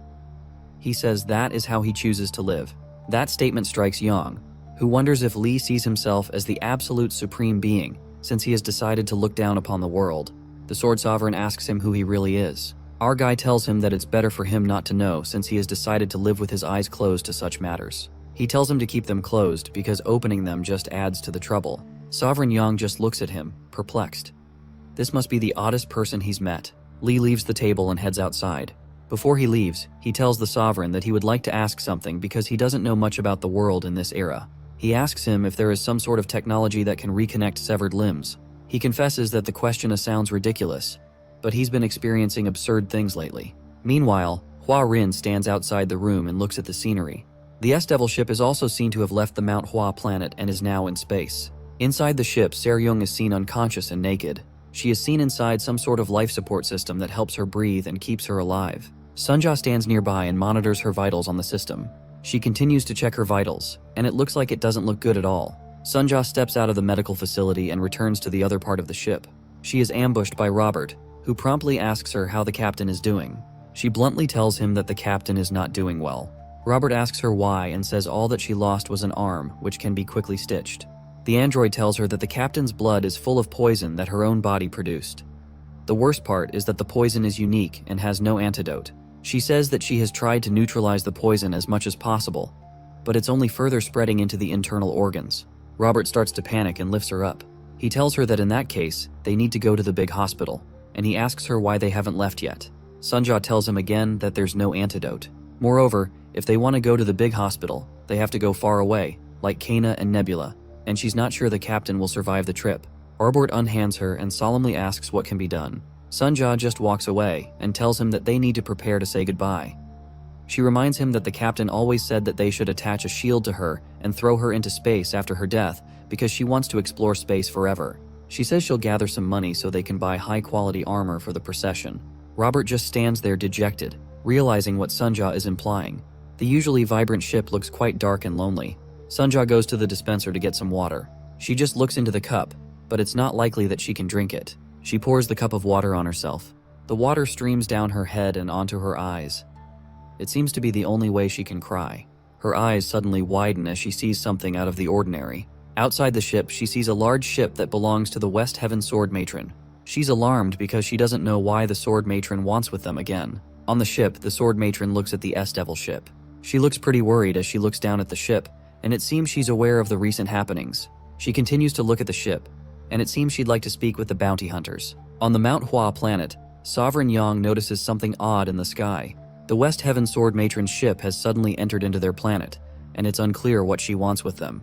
The Sword Sovereign doesn't look so happy with what he's seeing, since this was an unexpected visit. The Mount Hua sect security enforcer, Man Sanjin, comes to inform him that the ship belongs to the West Heaven Sword Matron. The Sword Sovereign recognizes the West Heaven Sword Matron as Kim Yanhua. Sanjin tells her that they've tried to contact her several times, but there's been no response from the ship. Sovereign Yang tells him that it seems that she didn't come here to see him, so he tells him to let her be. Sanjin becomes extremely annoyed, so he tells the Sovereign that this is the territory of their sect. He adds that her position as the West Heaven Sword Matron doesn't give her the right to disregard and disrespect their sect. Sovereign Yang just smiles at him and tells him to clam down. He tells him that the Mount Hua sect is currently in the process of reconstruction and growth, so they need to avoid conflict with other sects at a time like this. It seems Sanjin isn't aware of the great calamity that just befell their sect. Sanjin tries to protest, but the Sword Sovereign tells him that patience is the strongest force their sect can wield right now. As he walks away, the Sovereign tell him that they must endure it, at least, until their sect is strong enough to fight back. Sanjin just stands there perplexed, but he has no choice but to obey the Sovereign's commands. He looks confused by the Sovereign's words, unsure of what he means that they're reconstructing. Meanwhile, the West Heaven Sword Matron's ship remains in the planet, and she doesn't give a response to the planet's security organization. Inside the ship, the Sword Matron tells Li that she came to seek an audience with him concerning a matter referring to him as the revered master. She says that it seems that she'd be able to offer him unexpected assistance. Inside the ship, it seems that the sword matron had retrieved Seryung's unconscious body from the S-Devil ship. She tells Lee that she can fix the girl that accompanied him at his request, referring to Seryung. Lee asks if she's saying that she can reattach her severed arm, and he wonders how far technology has advanced. The sword matron tells him that reattaching her arm is easy and is basic medical knowledge. She says the hardest part is removing the blood poison that's in her heart that has spread throughout her body. Lee seems to be unaware of the poison in her heart prior to this time, and he mentions that it seems that Seryung is from the Sichuan Tang clan. He says it's no wonder that she's both foolish and hot-tempered. The sword matron commends his impressive knowledge and tells him that the blood poison in her heart is a secret technique of the Sichuan Tang clan only permitted for use by the clan's nobles. Our guy asks her how she knows about that. He eventually agrees with her and requests that she help him heal Seryung. The sword matron doesn't say anything, but just waits for him to respond to her previous statement. He adds that since he's received her requests, she can feel free to state her terms. He bluntly asks her what it is that she wants from him. The sword matron tells him that there is someone that she would like to meet, and she is sure he can open the way for her. Lee mentions that her voice is filled with killing intent, and it would seem that she's very angry. He mentions that, for some reason, he feels like she is talking about someone he has met before, referring to Rachel. He says that he met someone not too long ago who also made him want to beat him to death. He tells her that if that's the person she's after, she's already late because he's dead. The sword matron solemnly tells him that Rachel is still alive. She says the problem is that he's hidden himself in a much deeper place. He seems to be hiding in a place called the Galactic Nebula in the Vista Union system, particularly on the 108 Zuar 4H moon. She adds that this is the exact reason that she needs his help. Meanwhile, on the 108 Zuar 4H moon, there's a military droid disposal site that belongs to the human government's Southern Galactic Corp. A strange woman approaches a pod that's standing in the middle of the site. She brings a cloth that she plans to use to cover the person inside the pod. The woman patiently waits for the person to come out. The pod slowly starts to open, and a bright light is emitted from it. The pod continues to slowly open to reveal whoever is inside it. As the pod opens wider, the liquid inside it is displaced. It looks like something from Rachel's lab. The liquid spills on the ground and streams past the woman's bare feet. The pod completely empties its content, but whoever or whatever is inside is unclear because of the bright light. When she steps closer, a naked man crouches inside the pod. The man tries to cover himself up, and he seems to have been experimented on. The woman comes close to him and covers him up with the cloth in her hands. She congratulates him on his return to life and refers to him as the Count. Count Rachel looks at her perplexed, and he doesn't seem to know what is going on at all. He asks her who she is, and it seems like he doesn't recognize her. She introduces herself as Rachel Archimond, one of his vessels. The odd thing is that Rachel's surname is also Archimond. The weirder part is that this woman seems to be a splitting image of the West Heaven sword matron. She tells him to wait a little longer until all of his memories return. Rachel just looks at her, still confused as to what she's talking about. Rachel also stares at him and doesn't say anything. She says within herself that he'll love her again when he regains his memories. Meanwhile, the sword matron shows Lee the moon that Rachel is hiding on. She tells him that this is the place where the military disposes of their droids, and this must be where he is hiding. She says that the issue is that it's operated by the human government, so it's under the watch of the Planetary Defense Forces. Lee asks her if the human government is an official body. He also mentions that a child once told him the same thing, referring to Cho. The sword matron jokes that the term official body is a term that hasn't been heard in thousands of years. She mentions that he knows how to spark curiosity in people. She agrees that the human government is an official entity that has a distant but non-hostile relationship with the martial arts world. Lee remarks that this means that they don't get too close, but they don't stay too far either. He says that it looks like the habit of the elite to maintain their power hasn't changed. The sword matron glances over at him and wonders why he speaks like he's from thousands of years ago. She wonders who he is exactly. He tells her she can get straight to the point and ask what she wants him to do. Meanwhile, the Planetary Defense Commander, Major Bernardo, looks out of his office window. The sword matron tells Lee that she would like him to help her divert the attention of the Planetary Defense Forces so she can get to Rachel. Outside his office, Major Bernardo watches some work going on in a facility. He speaks to someone behind him and tells him that he has just received a report that the lab was completely destroyed. Behind him, Rachel sits down while Rachel stands behind him. He tells the commander that they encountered an unexpected problem. Rachel tells him that he had to erase the evidence since maintaining the secrecy of their project is top priority.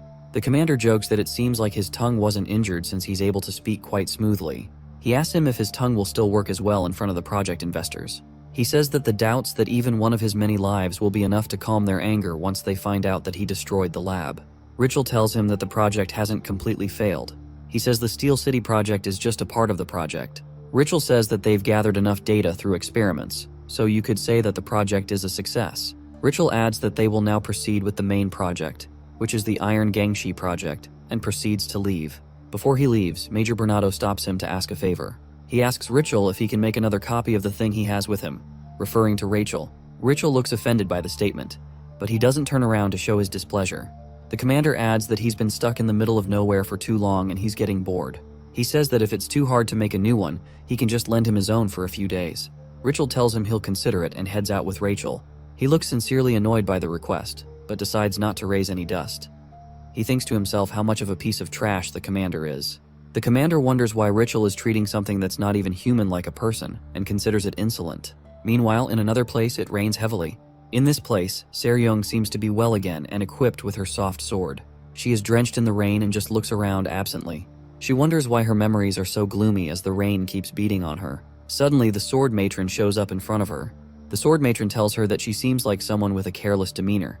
But it turns out that she's been hiding behind a thick mask all this time, referring to her identity as a Sichuan Tang clan noble. Seryung just looks absent-minded and doesn't seem to understand what she's talking about.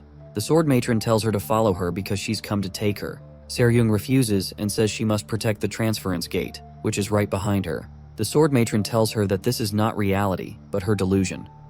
She adds that she no longer has anything to protect. She tells Seryung that she has lost everything, and that's why she's trapped in her delusion, so she asks her to go back with her. Seryung angrily refutes and says she must protect the gate even if it costs her life because no one can pass through it. Suddenly, Seryung's eyes widen when something unexpected happens.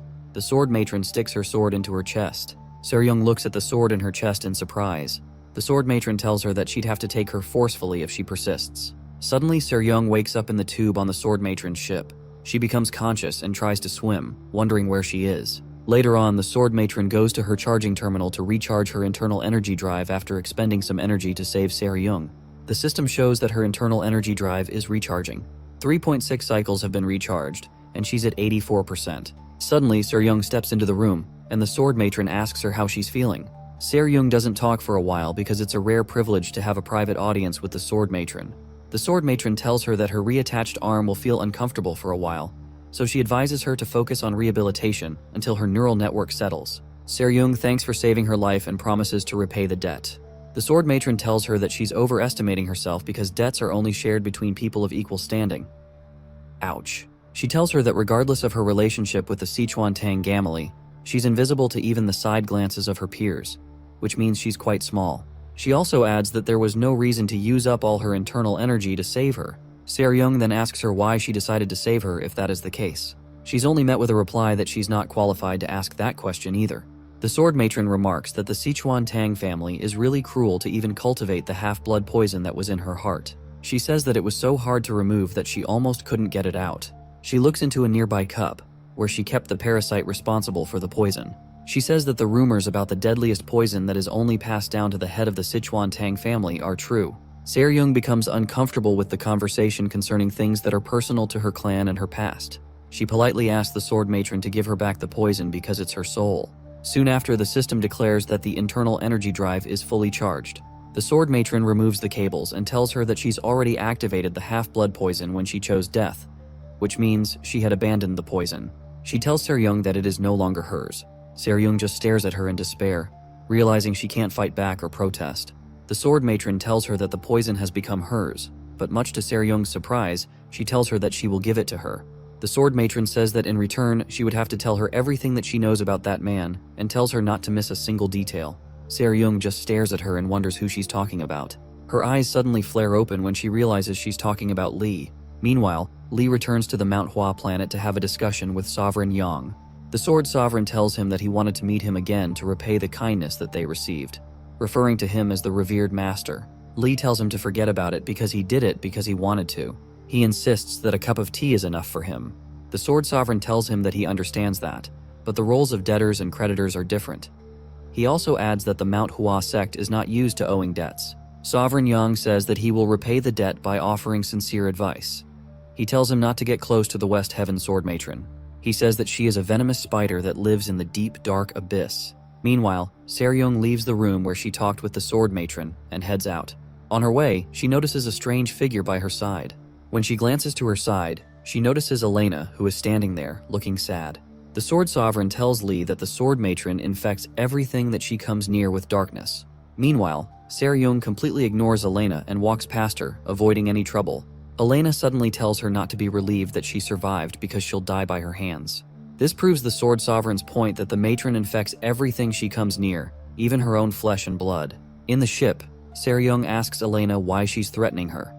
She asks if they have some sort of debt to settle and says she doesn't remember anything like that. Elena just tells her that the reason she's not come to settle their score is because her mother saved her. Both ladies just stare at each other in silence. Seryung finally walks away and says that she and her mother are really alike. Elena angrily tells her not to ignore her and reminds her that she will die by her hands. Seryung continues ignoring her and tells her whatever she says is fine. Before she leaves, the captain turns back to ask her a question. She turns back and faces Elena, who is paying rapt attention to hear her question. Seryung demands to know why she keeps speaking to her informally and asks her how old she is. Meanwhile, on the Mount Hua planet, Lee thanks the Sword Sovereign for his advice, but tells him that he'll handle it his way. Sovereign Yang adds that he doesn't know the request that she made from him, but he knows that her true intention must be something else. He says that she's probably after someone significant to her. He tells Lee that there's a legend in Jianghu that says that any man who meets the West Heaven Sword Matron will never escape her grasp. This is because of the level of ideals she's after. He mentions that he had also come in contact with her in his younger years. She told him that she wanted to bear his child because a child born from their combined genes would be the most perfect being in this world.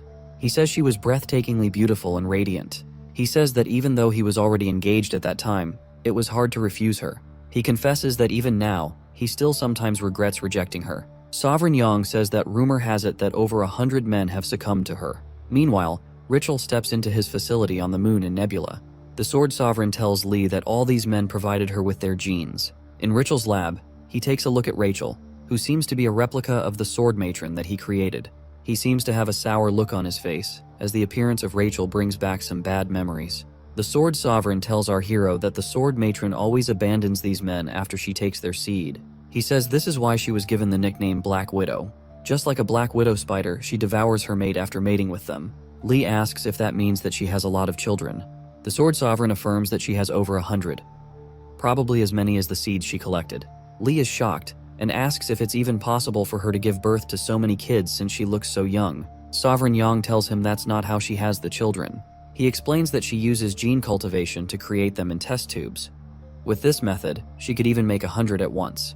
Our guy is intrigued by the whole thing and he remarks that the world has really become strange. He asks the Sovereign why she decided to have so many children when raising children is not an easy task. Yang tells her that she's after the absolute one who will be a perfect being. She's doing it so she can achieve a dream she could never fulfill.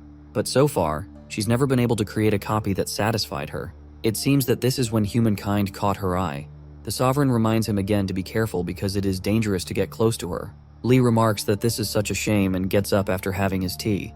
The Sovereign is surprised and asks him what is a shame. Lee just walks away and says that it would have been nice if she were his type because he sometimes wishes he would have his own child. Sovereign just stares at him, unsure of what response to give to that. Meanwhile, Seryung returns to the ship and sees her men after a long time. Robert quickly grabs her, while Sunja grabs her leg. He exclaims upon seeing her and tells her he knew she'd survive and that he believed in her. Seryung asks him if he could step back for a minute because he's making her uncomfortable. He refuses and asks her why she would be uncomfortable when her comrades have missed her. They continue to hug her and fawn over her, but Lee just eats his hot dog as usual. She finally frees herself from their grip, and she tells Lee that she heard that he saved her. What an odd way of saying thank you. She comes closer and tells him she only has one question to ask him. She hesitantly asks him if he's older than her. Lee just looks confused and doesn't say a word. He's probably wondering what she's yapping about now. She answers her own question and says she knew it, because him not denying it is like a confirmation. She says he's older, probably like uncle older, or even grandpa older. She suddenly grabs the plate of hot dogs in front of him and tells him not to eat it anymore. She tells Sunja to bring him healthy organic food instead of instant food because of his health. Seryung tells Lee to put down the last piece of hot dog that's on his fork. He suddenly starts to awaken his martial form, and he tells her to back off if she doesn't want to die. Robert and Sunja just watch in confusion as both of them butt heads again. It seems Seryong is only able to express love through violence. Meanwhile, in the 32nd district of the Heavenly Demon Sect, Jong Ritak is shocked when he receives some new intelligence. He stammeringly asks the sword matron to repeat what she just said. She tells him that she got information about who Lee is. She says about 2,000 years ago, there was a man who voluntarily sealed himself in an underground stone chamber of the Mount Tai star system on Earth. She says his name is Lee Mokjin, and he's definitely related to the Heavenly Demon Sect. He says he got that part and asks her to repeat what she said next. She tells him that Lee called himself the Heavenly Demon Supreme. Yang almost has a stroke and his eyes widen from shock. Hey, don't forget to subscribe to my new channel.